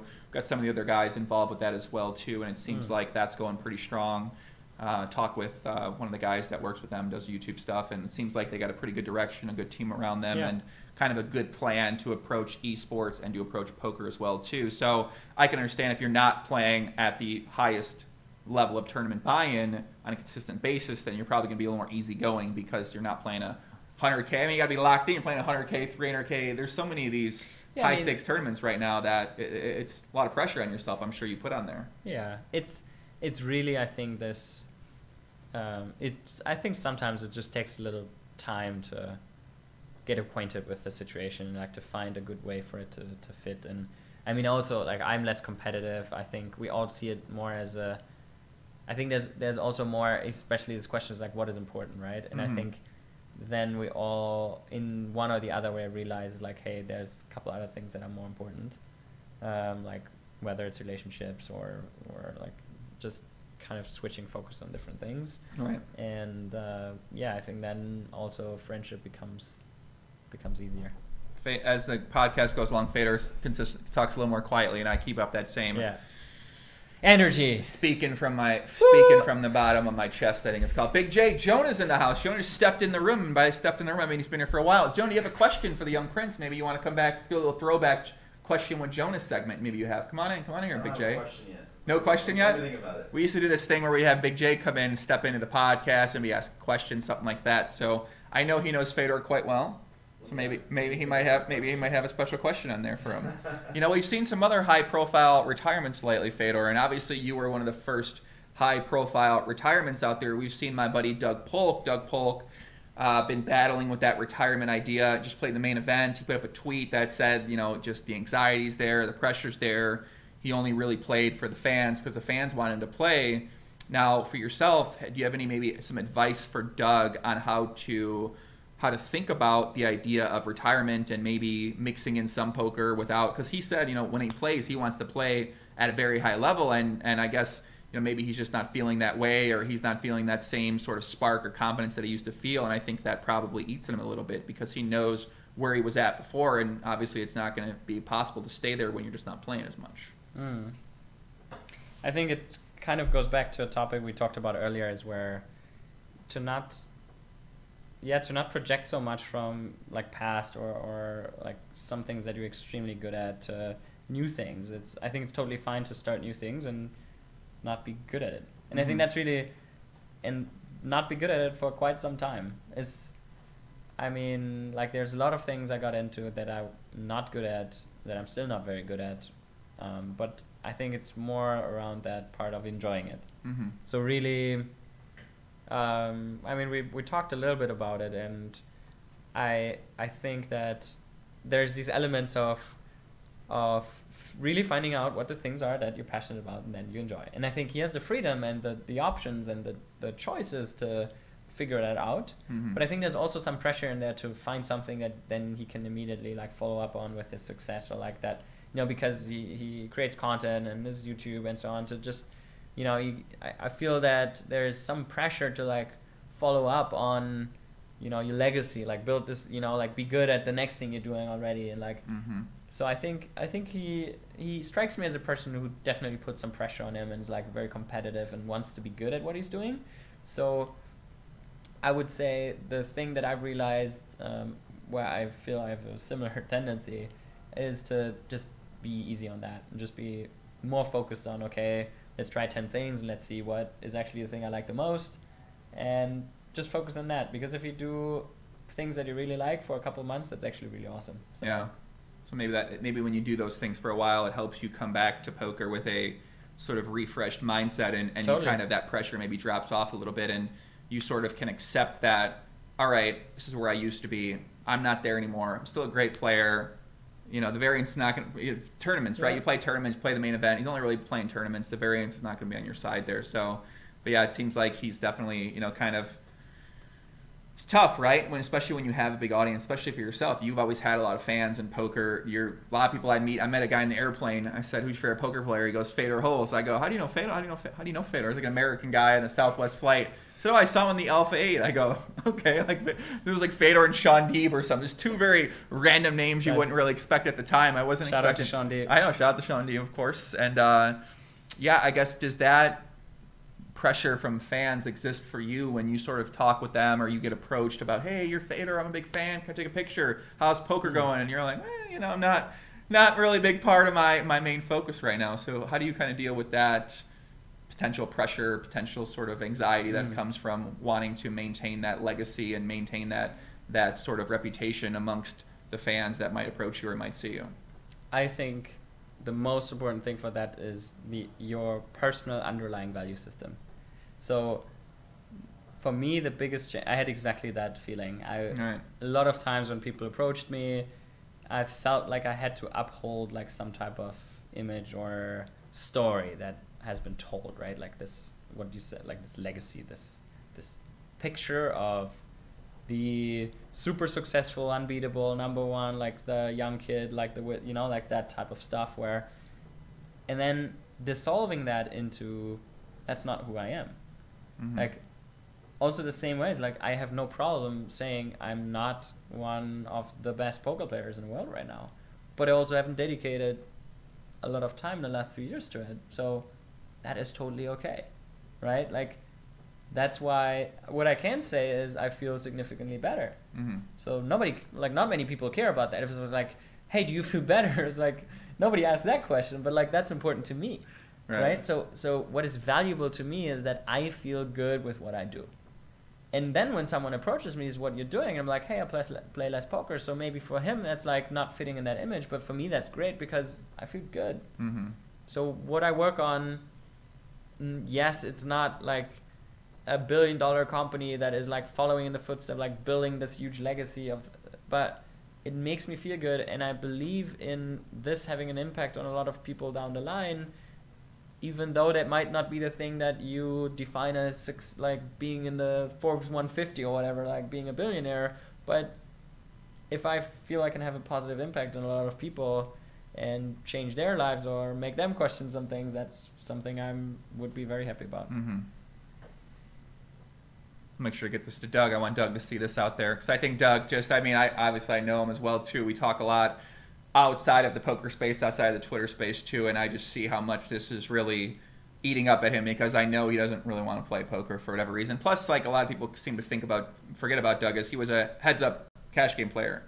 Now when you put him in a full ring tournament, like, you know, he's had success at that, but not what you enjoy, right? Like, I don't enjoy tournaments, right? I don't enjoy a lot of live poker in general. I like online more, so I just don't play as much live poker, because online is just not what I used to enjoy. I love the mass tabling. I like playing a lot of games. I like getting the constant rush in my mind and that doesn't really exist much anymore for PLO cash games online right now. So it's like when your environment doesn't exist anymore, well, of course you're not going to enjoy it as much as you might have enjoyed it before too. So I just think it's got to be tough for people out there to just deal with the idea of quitting. Like when should they quit? When do you move on to something else? When do you take your talents and pursue making a living at something else, even though it might be 1/4 of the money, but you'll be 50% happier when you finally decide to make that switch. And just that, I feel like dealing with that thing is a huge mental mindfuck for a lot of poker players out there. Yeah, but I think that's already the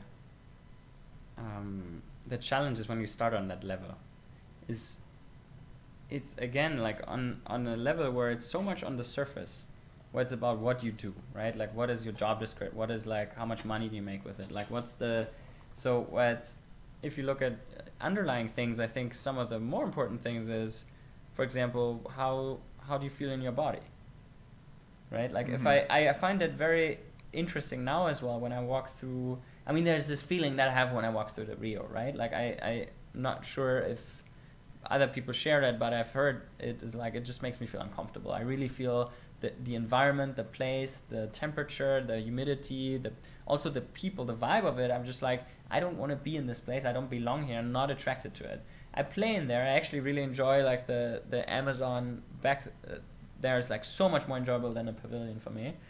But what I realized there is it's because there's a lot of things that it represents that I just where like 4 years ago I had a totally different perspective on that, where I wasn't aware that this is something that actually has a lot of value for me. So being physically like feeling well and like sleeping well and like eating well and just feeling myself in my, I don't know, just feeling good with myself, whatever I do, if it's poker or whatever, that for example being the baseline of if you play poker or if you do this or if you do this, that to me is for example the thing that I started putting way more time in, and I still feel like I'm like on baby level. Yeah. You know, like level 0.5 is where that is the part where I would like to invest more time in, because this has a 10 times bigger impact on how I feel than like winning a poker tournament or like whatever. So very interesting you say that about feeling that way at the Rio, because when I go to the Rio, I feel uncomfortable the entire time. It's just like I kind of keep my head down, like hat, glasses. I don't even know why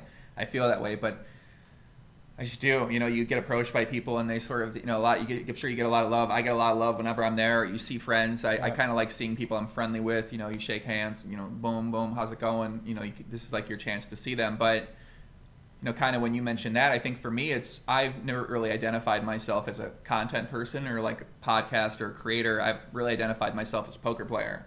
And I know these days I'm not a poker player really anymore. And that's really sad to even say and sucks to do, because that was all I thought about for 7-8 years straight of my entire life before I started. Even first couple of years doing the podcast, I'm like, I don't care. Like I'm a 5% podcast, 95% poker player. It's what I am. That's what I identify myself as. That's just what I've always sort of wanted to be since I started having some success at it, or started playing it really. And then when I go to the Rio, I feel like, you know, I still think I'm a poker player sometimes, but I'm not a poker player anymore. I'm not even playing poker really as much.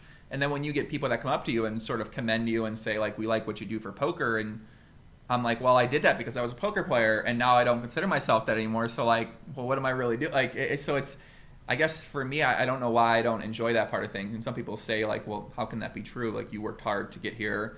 Of course, you should enjoy the accolades or the recognition that you're going to get from people out there, but I never really enjoyed that part, which is a little strange to kind of even talk about or think about. So it's, I guess when you get those same emotions thrown your way from people and they say, oh, you know, and now you're going to get with Pokercode because now you're going to be an actual teacher of players.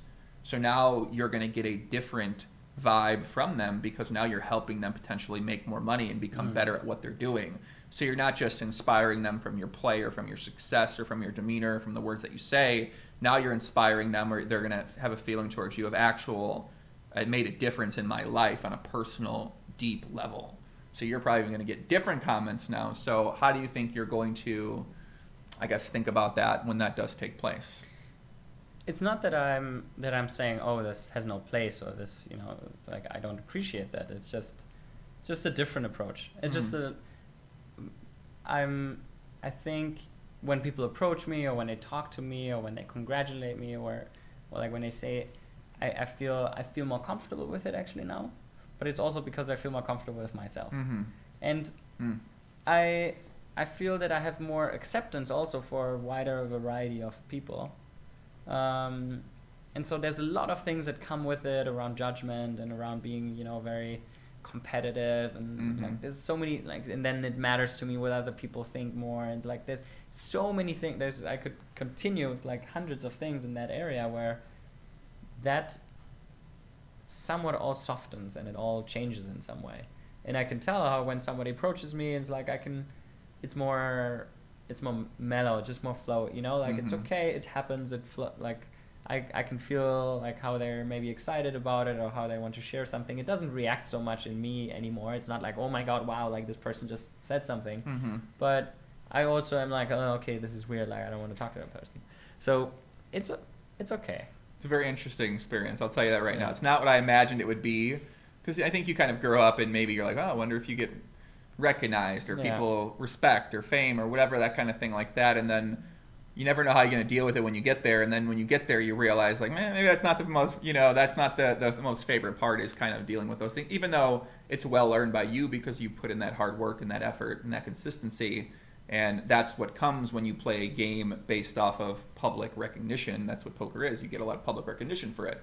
So it's very fascinating thing. I could not imagine being mainstream famous at any level. I would not enjoy it. Right, where you can't you can't walk through the Venetian with your hat off and your glasses off. Like it's impossible, because you would get constantly approached for photographs by people who, if you're an actor, they perceive you to be this character when you're a different person. So it's like you feel like you're getting recognition for something that maybe isn't you, type of thing. But I think it shows the nature of the act too, because the nature is that they are taking the picture with you without any deeper interaction, because they want to increase their status in their circle to then again, that is the nature of this cycle that is happening. Is why are these famous people so sought after? Why are there paparazzis, and why is their life basically being bombarded by people around them? Is because they're trying to upgrade their social status by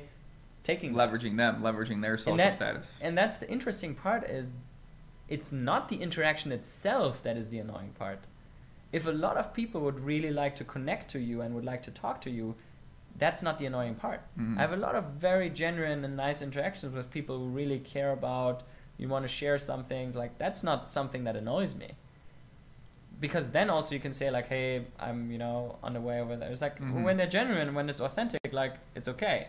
But this thing where it's not on that human level anymore. They don't actually want to, they don't want to talk to you. They don't care about, they just care about that thing that they can take with them to then increase their status. And I think that's the fucked up part around it, is when it's not about that human interaction. Right. And I guess sometimes when you deal with people like that, they don't want to take up your time, so they sort of want to meet you and they want to say thank you and they want to get a photo, but they don't want to, they think they're bothering you to try to connect with you too. So it's sometimes hard to decipher that. I guess I don't really think much about it because I meet a lot of people now, and then I just try to be nice to everyone. I try to treat everyone with respect, because I don't want to be disrespected by someone, so I don't want to treat someone that way. But I'm sure I do, because I'm in your own world sometimes. You're not paying attention, you're not focused, you're walking with your head down over here, and then this person's like, hey Fedor, what's up? And then the thing is, you become a commodity. That's the thing, when it's really that's why it feels so annoying or degrading, or because you're just a thing that you put in a picture and that you show other people to say that you've been with this person. It's there's no other level to it anymore. Yeah. It's where you just become. I guess it's interesting, you play the status-based game, whether directly or indirectly, and we've sort of, in our industry, we've risen up the status hierarchy, and now we're people known for different things in our subgenre of the little world here. And then, of course, there's going to be people who then, for a number of different reasons, want to seek you out, and then they might want to increase their own sort of status through that photo, through their little group of friends, and just have that moment. And it makes complete sense, because that's what we do as well. So it's it's not that of an uncommon thing. So it's just kind of interesting to think more about it. I'm also not removing myself from the whole thing. It's just I've also taken pictures with people that I admire or that inspired me, But I'm just saying that's the thing we should think about. Mm-hmm. That's the thing I also want to think about is why is that important to me? Why do I need that? What is the drive behind that? And it's like, I think that these are questions that are very important for us to, I agree. to ask. Big J, you got a question yet? You look like you got a question. Got a question. Jonah, come on in. Jonah's coming in. We got a question. Big J, Hungry Man, aka The Wiz, aka Worldwide Wiz, aka From the back. 1NS. All right, what do you got, kid? All right, boys, I've been enjoying the conversation. Thank you. I really enjoyed the topic about change earlier and Talk a little louder. changing our environment. Okay. And obviously a big part of that is the people we surround ourselves by, group of friends, family, stuff like that. I know me and you, Joey, have talked about this a lot of times, debatably hours and hours. Okay, that's true. And obviously, so like big part of it is having sometimes to make sacrifices and getting rid of people in your life that may be important to you, but may not be providing you any value. And obviously, that's easier said than done, especially when it's family members or it's like close friends. So I just wanted to hear what you both think about, you know, ways for people out there who are listening to this, who are saying, okay, like, cool, I got to get rid of my negative friends and replace them with sick crushers that are trying to crush life. How do I do that? Let me give the out of line answer first, and then we'll give the more thoughtful, mindful answer. I'll there. leave it Okay. up to you boys. Yes, This That's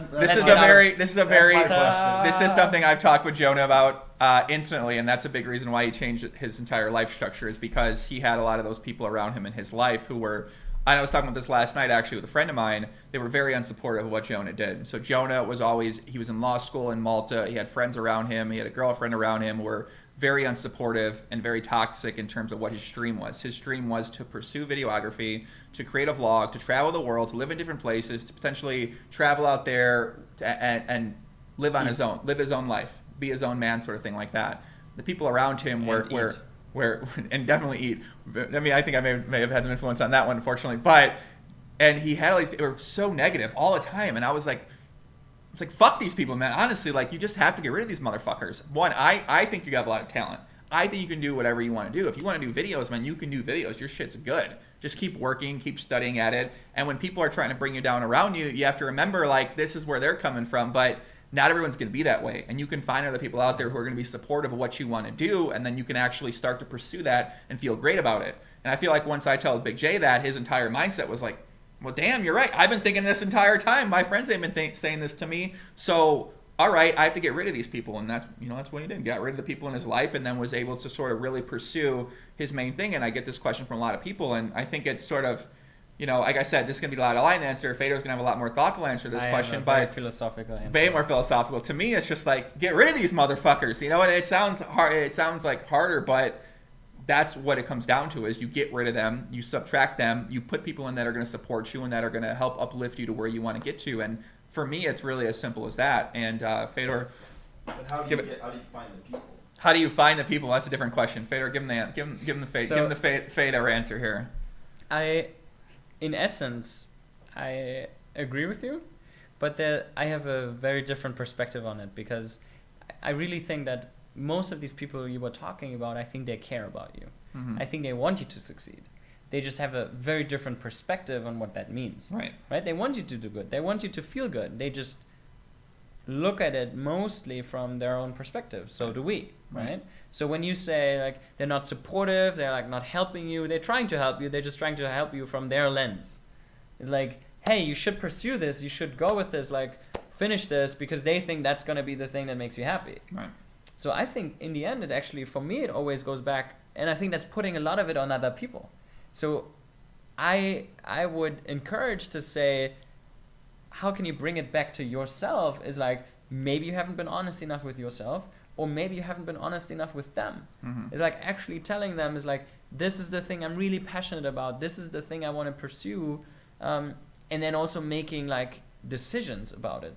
Is what do you feel attracted to, and pursuing the things that you feel attracted to, but also honestly communicating with people where you feel like, oh, that attraction is not so high right now. Mm-hmm. And I feel there's no one or very few people who try to, like, who are actually forcing you to stay where you are, right? It's not that they're like caging you and like, no, you have to stay here right now. Mm-hmm. Is if you're honestly communicating is, hey, this is not the way I can continue. I want to pursue this. If you want to continue having our friendship, like, this is a thing that I think there's a big challenge here, and this sounds nice to be able to say, but I think it takes a certain mindset to say what you just said right there. It takes a certain level of self-confidence that a lot of people I know, Joe and I met them, didn't have. They don't have this self-confidence because they don't know what they're doing is right. It's not about right or wrong. And I think that's the thing, is what you were talking about is stronger in the idea of I would say judgment or polarization, where it's like, this is the good stuff for me, this is the bad stuff. There are more the people who are like encouraging the bad stuff, and I have to find people who encourage the good stuff. I don't see it that way. I see it in a way where it's like, this is you, this is them. You have your own perspective and your own things going on. You're attracted to some things, they're attracted to some things. If they match, perfect. If they don't, you have to escalate it. Right. And say like, hey, the stuff I want to do doesn't match with what you want to do. Right. What do we do about it? Can we find a compromise? Yes, awesome, and then sure. if you can't find the compromise, I gotta do something else. Right. If you're in a relationship, you're like, okay, there's something, it's non-negotiable for me. I really want to do it. There's no way I'm not gonna do it. I think the biggest reason why people are unhappy is in relationships, because these things exist and they don't honestly talk about it. Right. It's like, I don't want this, or I don't want that, or I want that, and it's like, no, I don't want that. And then they keep on going in the relationship because no one is escalating that topic. It's like, okay, if that non-negotiable thing doesn't happen, we have to break up. Right. Like that's the thing where I think once you're in that dilemma of something that is clearly like so strong in you that you are like that this is the highest priority, but you keep yourself in an environment where it's being suppressed or like not lived, then that's the thing what happens. So I think it's more around really getting clarity on what the things are that are important to you, and then communicating it honestly, and not seeing it so much as like, fuck these people, they're bad for me. These are the good people. Like, I don't see it that way. I did not have this clarity when I was younger. The only way I knew how to handle this was just say, fuck these people, I got it. Because when I'm playing poker, I mentioned before at the beginning, not necessarily winning. Well, obviously no one's supportive in my life. My friends aren't supportive. My mom told me I was fucking bummed, degenerate, you get a job. And you're like, what are you doing with your life? I spent $6,000 a year on you in high school. Like, what the fuck? Why are you doing this? So for me, there was absolutely no support from anybody in my life when I started playing poker. And if I listened to them, then who knows where my life would be, right? Maybe we could argue it'd be better, be worse in certain areas. But for me, I needed to personally just stop talking with them. That was the only way I knew how to deal with it. Yeah, I think for sure. I definitely think so. I think that they, they're controlling. I think that my mother growing up was controlling. She wanted me to be how she wanted me to be. So there was never like, what do you want to be like, or how do you feel, or what's your life look like to you? It was more like, this is what it should be like. I know best. Listen to me, and if you don't listen to me, I'm going to punish you. I'm going to yell at you. I'm going to treat you like this, sort of thing like that.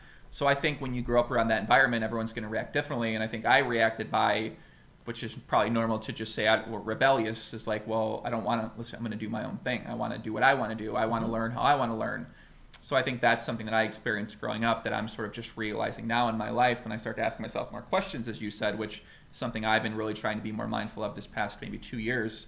And now I try to take in that information and decide, well, then how do I want to change my life with that? And how does this impact me? And a lot of it explains why you are how you are, and why you seek what you seek, and why you're after what you're after, kind of going back to the way that you're raised or the way that your family treated you when you were a child. So that's the kind of stuff I find quite fascinating. But the same way, like, I think we always have to realize the same way your mother tried, because she loved you, because she cared for you, she tried to support you the best way she could.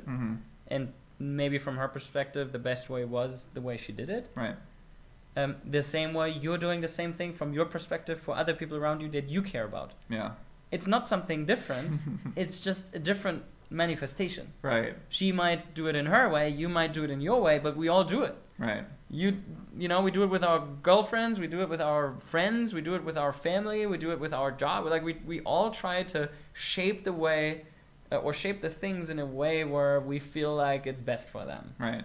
Influence. And I try to be very mindful of this, and I try to not necessarily do that because, and I think that's like a challenge. I say, this is how I am, but I'm not saying you should be this way. I'm not saying you should live this way. I don't think I got to figure it out. I don't think my way is the best. I think my way is great for having poker success, winning money at poker. I think my way, I can teach someone how to do that. I know how to do that. But how does that impact the rest of your life?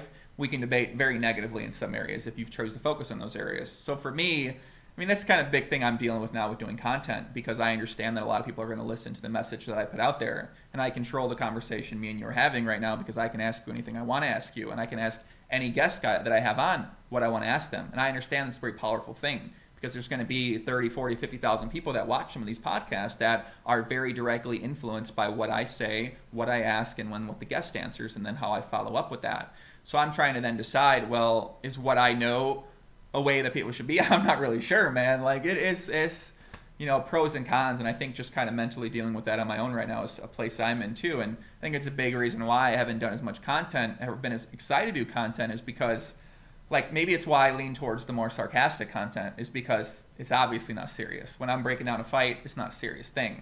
But when I'm talking about this with you, these are very serious topics for a lot of people out there who it's going to shape how they think about their own life. And I think that's a heavy responsibility that I try to recognize that I have. And I think other people out there who are influencers should try to recognize that too. And when you tell someone to be a certain way, they're going to be a certain way, some of the people out there. So it's a powerful thing to try to understand that you can do to people out there.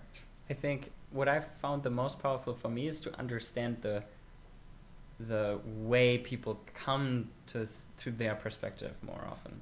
So instead of saying this is how you should go about it, is, for example, sharing an experience you made that shaped the perspective, the way you're thinking about it, is actually, to me, way more meaningful than getting their result. It's like, oh, you should do it like this. You should, like, it could be in business or in place, like, oh, just go there and, like, tell her to, like, do that.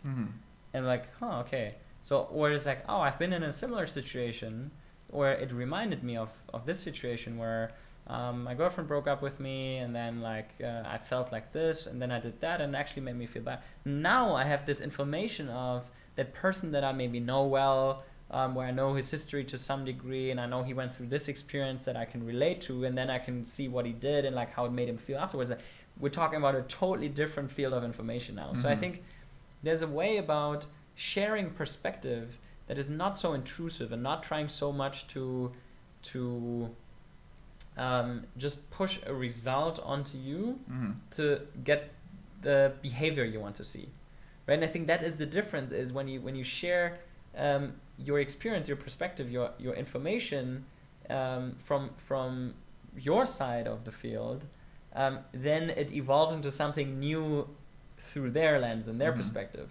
The moment you want to see their end result is like, no, you have to behave this way.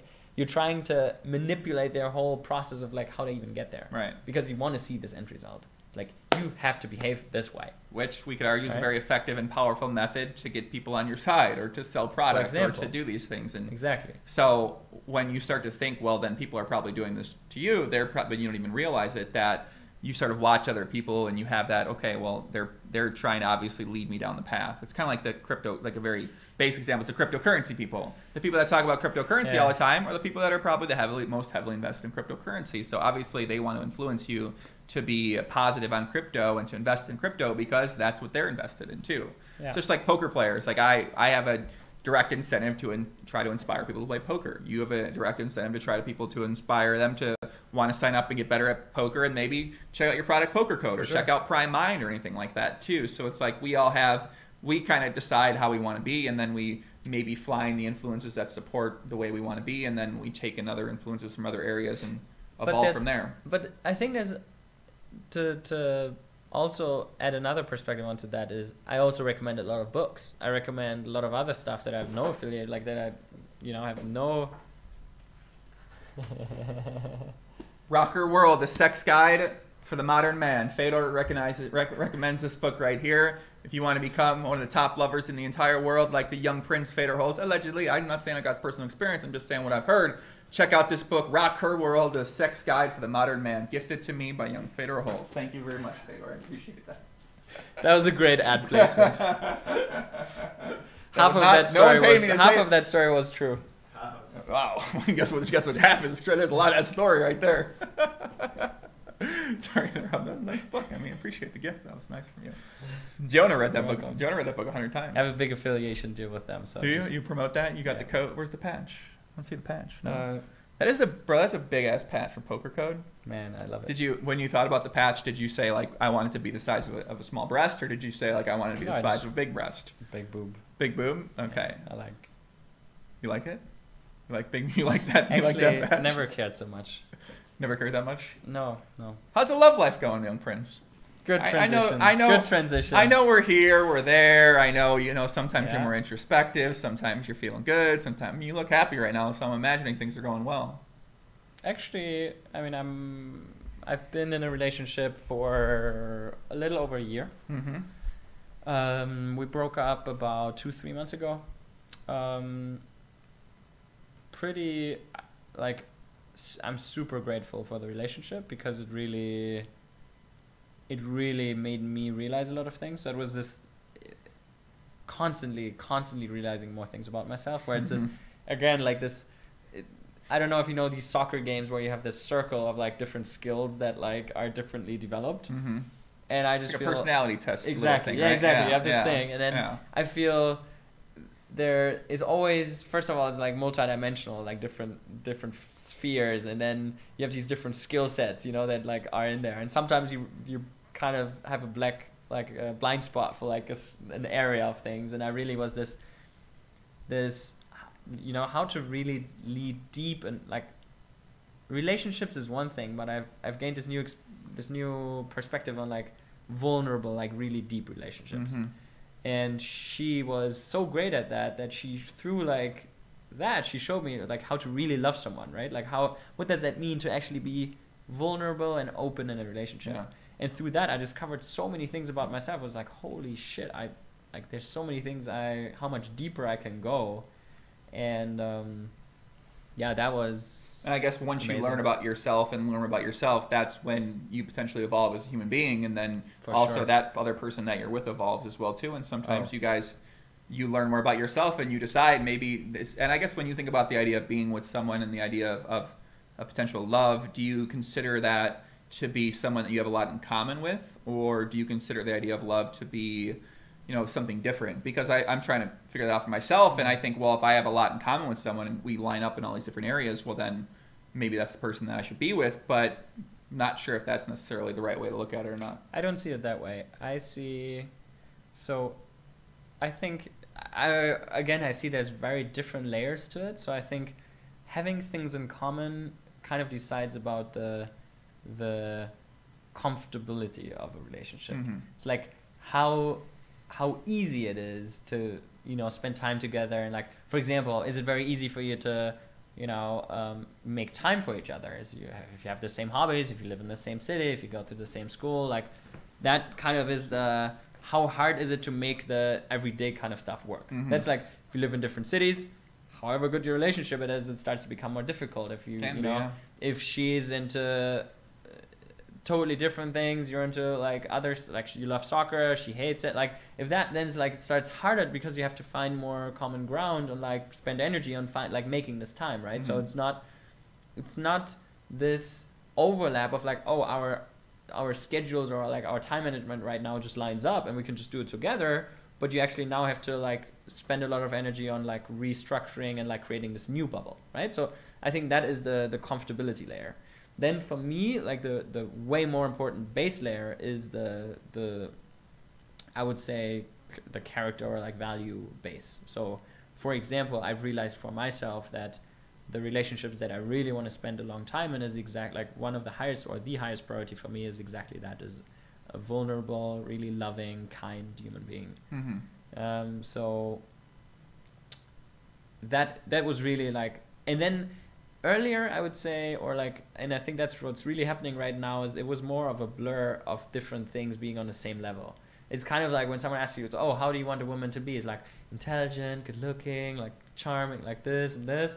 And now it's very, very different for me. Mm-hmm. So for example, it's not so, like certain things aren't so important for me anymore. It's not so important for me that she's super challenging me in business. Like that's not something I'm like very eager about. It's like a nice thing that if it exists, it's like, cool, okay. Mm-hmm. But the thing that is way more important to me is that emotional level of like, okay, I feel 100% like comfortable with her. Like I feel that I can really be myself, that I can let my guard down, that I develop together with her like a really deep relationship, that to me is like, you know, X times more important, priority, right?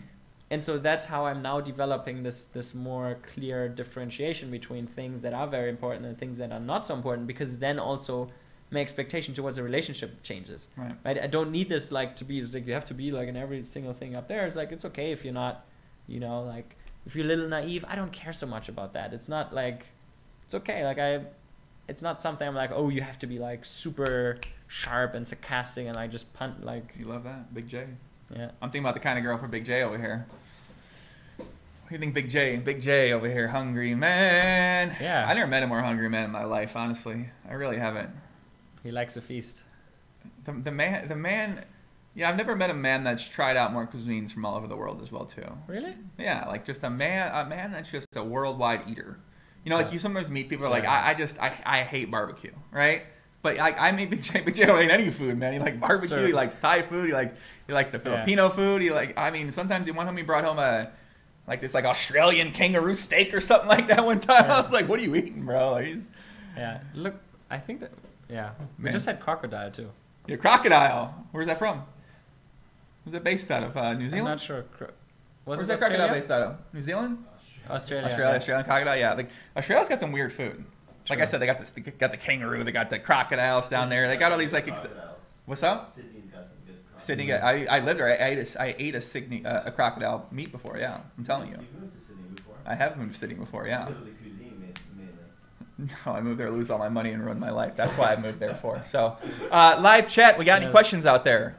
Oh, there's a live chat? No, there isn't. We don't actually have a live. No, Joan is the live chat today. No, there is no live chat.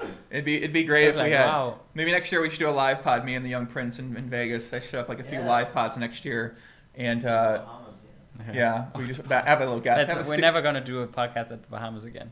No, we're never doing a podcast. That was very out of line experience. Manager.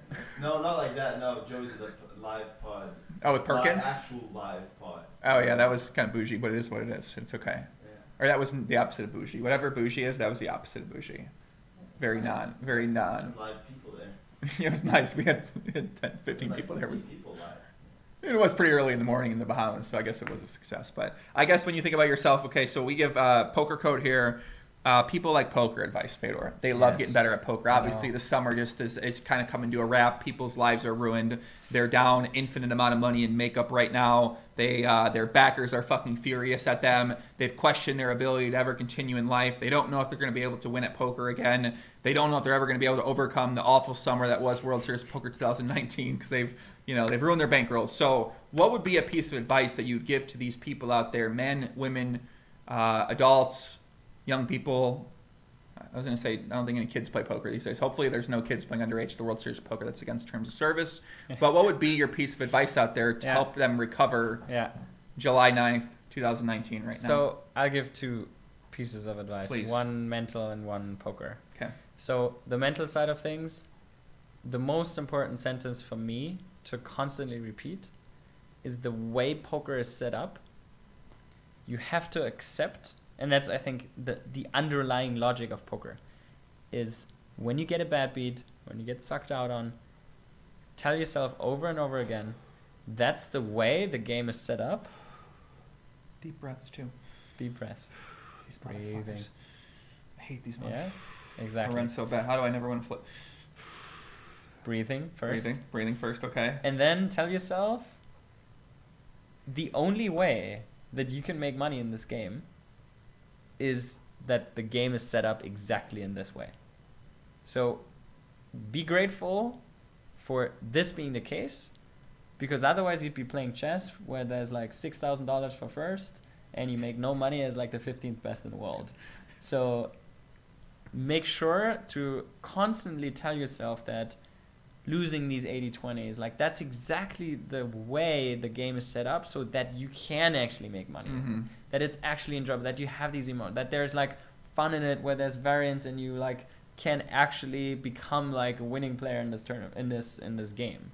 So that, I think, is something, whenever you get a bad beat, go back into that and just tell yourself that it's part of the game and that it's good that it's part of the game. And then breathe. and breathe a lot, and then don't want any smother. Do you think complaining helps when you complain to other people and you say like? I think it's the worst. Okay, I think it's the worst too. I very rarely did it, but there were times I did do it. Then it just made me unhappier when I would complain like I lost fucking ace 10 to ace jack. I had ace jack. The guy had ace 10. He hit a fucking mother. You know what I mean? You get so angry at this thing and it compounds. You have a few bad beats and then you're complaining about it for 30, 40 minutes, it's whatever, just framing, hours. It's literally adding noise to. I'm getting angry right now thinking about it. Yeah. Yeah. It's one of the worst things you can do. Because it's the only thing you're doing is you're adding noise to whatever you're experiencing. Is if I'm like, fuck, I like focus on exactly this hand where I lost, and then focus on this hand where I lost, and I focus on the only things you're doing is you're leaving out relevant information. Right, exactly. So and did you have a second piece of that? So you kind of gave that more like it seemed like a mental way to deal with that. So that is really, to me, the most important thing is literally write it down. Why, like every single time, have a notepad. Like that's what I did when I was grinding online. Just have a notepad. And whenever I just write down what just happened, I lost a bad beat, I feel this and this. And it's okay because it's great that there's worse players playing the stakes that I play that make these terrible mistakes for me to actually be able to profit of that. Boom. Awesome. Like, congratulations. Like, congratulate him, you know, and that is the way I think when you constantly do that, you're priming yourself in a way where instead of then seeing every bad beat as something negative, it's something like it's part of the game. The same way you sucking out someone is also part of the game, right? And so then you can focus on the problem solving and focus on, I want to play these hands great. I want to understand the game better. I want to and that's the thing that is fun about it, is like playing the cards, not the like sucking out or being sucked out. It's like, I mean, that's also, that's the thing why a lot of players play it. I love it. But I think that's the framework. If you're a professional, I think that's the framework you should get into. Right. The second thing, I mentioned this a couple of times. It's pretty specific poker advice, but so one of the biggest mistakes I see a lot of players make is there's a couple spots where like now you can see like most players kind of get like they pick something up and then they continuously copy that from like somewhere. And I think one of the biggest mistakes players make is that they c-bet too much when they're out of position as a pre-flop aggressor. Like, hands down, one of the things where they they c-bet twice as much as they should be c-betting in a lot of times. So the average player. So that's something really, like, it's a very specific thing, but these are, for example, things where I show like the theoretical background of it, how you can approach it in the course, and like for every single, whether it's flop, turn, or river. But that's something, if someone opens middle position and button calls, or like early position and middle position calls, they're just betting way, way, way too often on any type of board where you should be checking a lot. So I recently learned this. You want to know how I learned this? From an app. You want to know who made the app? Dom? My boy Dom. My boy Dom made this app. So Dom, I don't know if this is a public app. It doesn't matter to me. Yeah. I think it is. He's already talked about it for a while, but he has an app called DTO, and one of the things it does is just constantly checks these strong hands in the flop. I'm like, what's going on with this? So I started trying to bring that idea to some PLO, and it's kind of interesting, kind of a strategy to work in there too. Just the PLO cash, just the idea of checking more as a pre-flop raiser and having a stronger check range in general on the flop, which I never really... It's mostly out of position. Yeah, it's out of position specifically I'm speaking about. And that's really something, like this difference between how much the difference of position makes, that's basically the core essence. So also if you play small blind against big blind, how many players, like in spots where you should be c-betting 20%, how most players just bet 80% of the time. So these are the spots. If you bet 60% of the time in the spots where it's 55, like nobody cares. But these big differences, that's where... if you understand it, and they've come up quite often, you adjust to it, you understand the logic, you improve your win rate by a significant margin. And that's the thing I wanted to like focus on in this course, is to cover like all the relevant parts, and then to give you like the baseline theory behind it. It's like, this is the way you should think about a spot.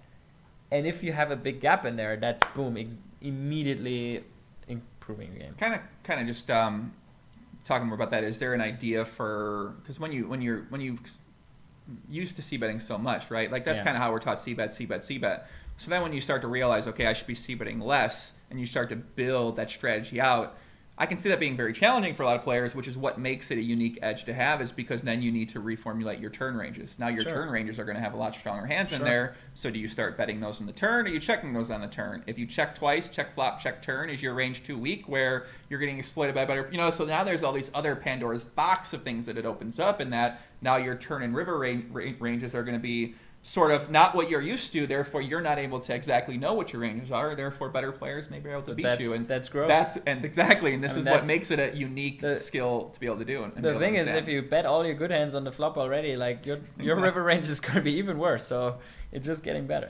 Yeah, I mean, this is what makes poker fun to me, is kind of thinking about these things like that, and then work it in the idea that you got more. Now you're check raising flops sometimes against certain players, when before you were never really check raising for value with very strong hands, and you start putting in the bluffs and all that kind of stuff like that. So it's a constant iteration. I love poker, guys. I'm trying to keep this 2 hours. I did it 1 hour and 48 minutes, exactly 2 hours. The Young Prince, Fedor Holz, guys. Make sure you check out Pokercode. We're gonna have a link in the description below. If you want to follow the Young Prince, you can check him out on Instagram. I have a link in the below as well as Twitter. Even though he doesn't do a lot of his posts on there, he has has someone help him out with that too. And that's it, Fades. As always, pleasure to have you on, buddy. Thanks for having you in the studio here. Yes. World Series Poker 2019, guys. Good luck to Fedor today. He's going to go play 50K here very, very shortly. That's it. Shout out to Big J, Hungry Man Jonah out there. Peace out. Much love. Take care, everybody.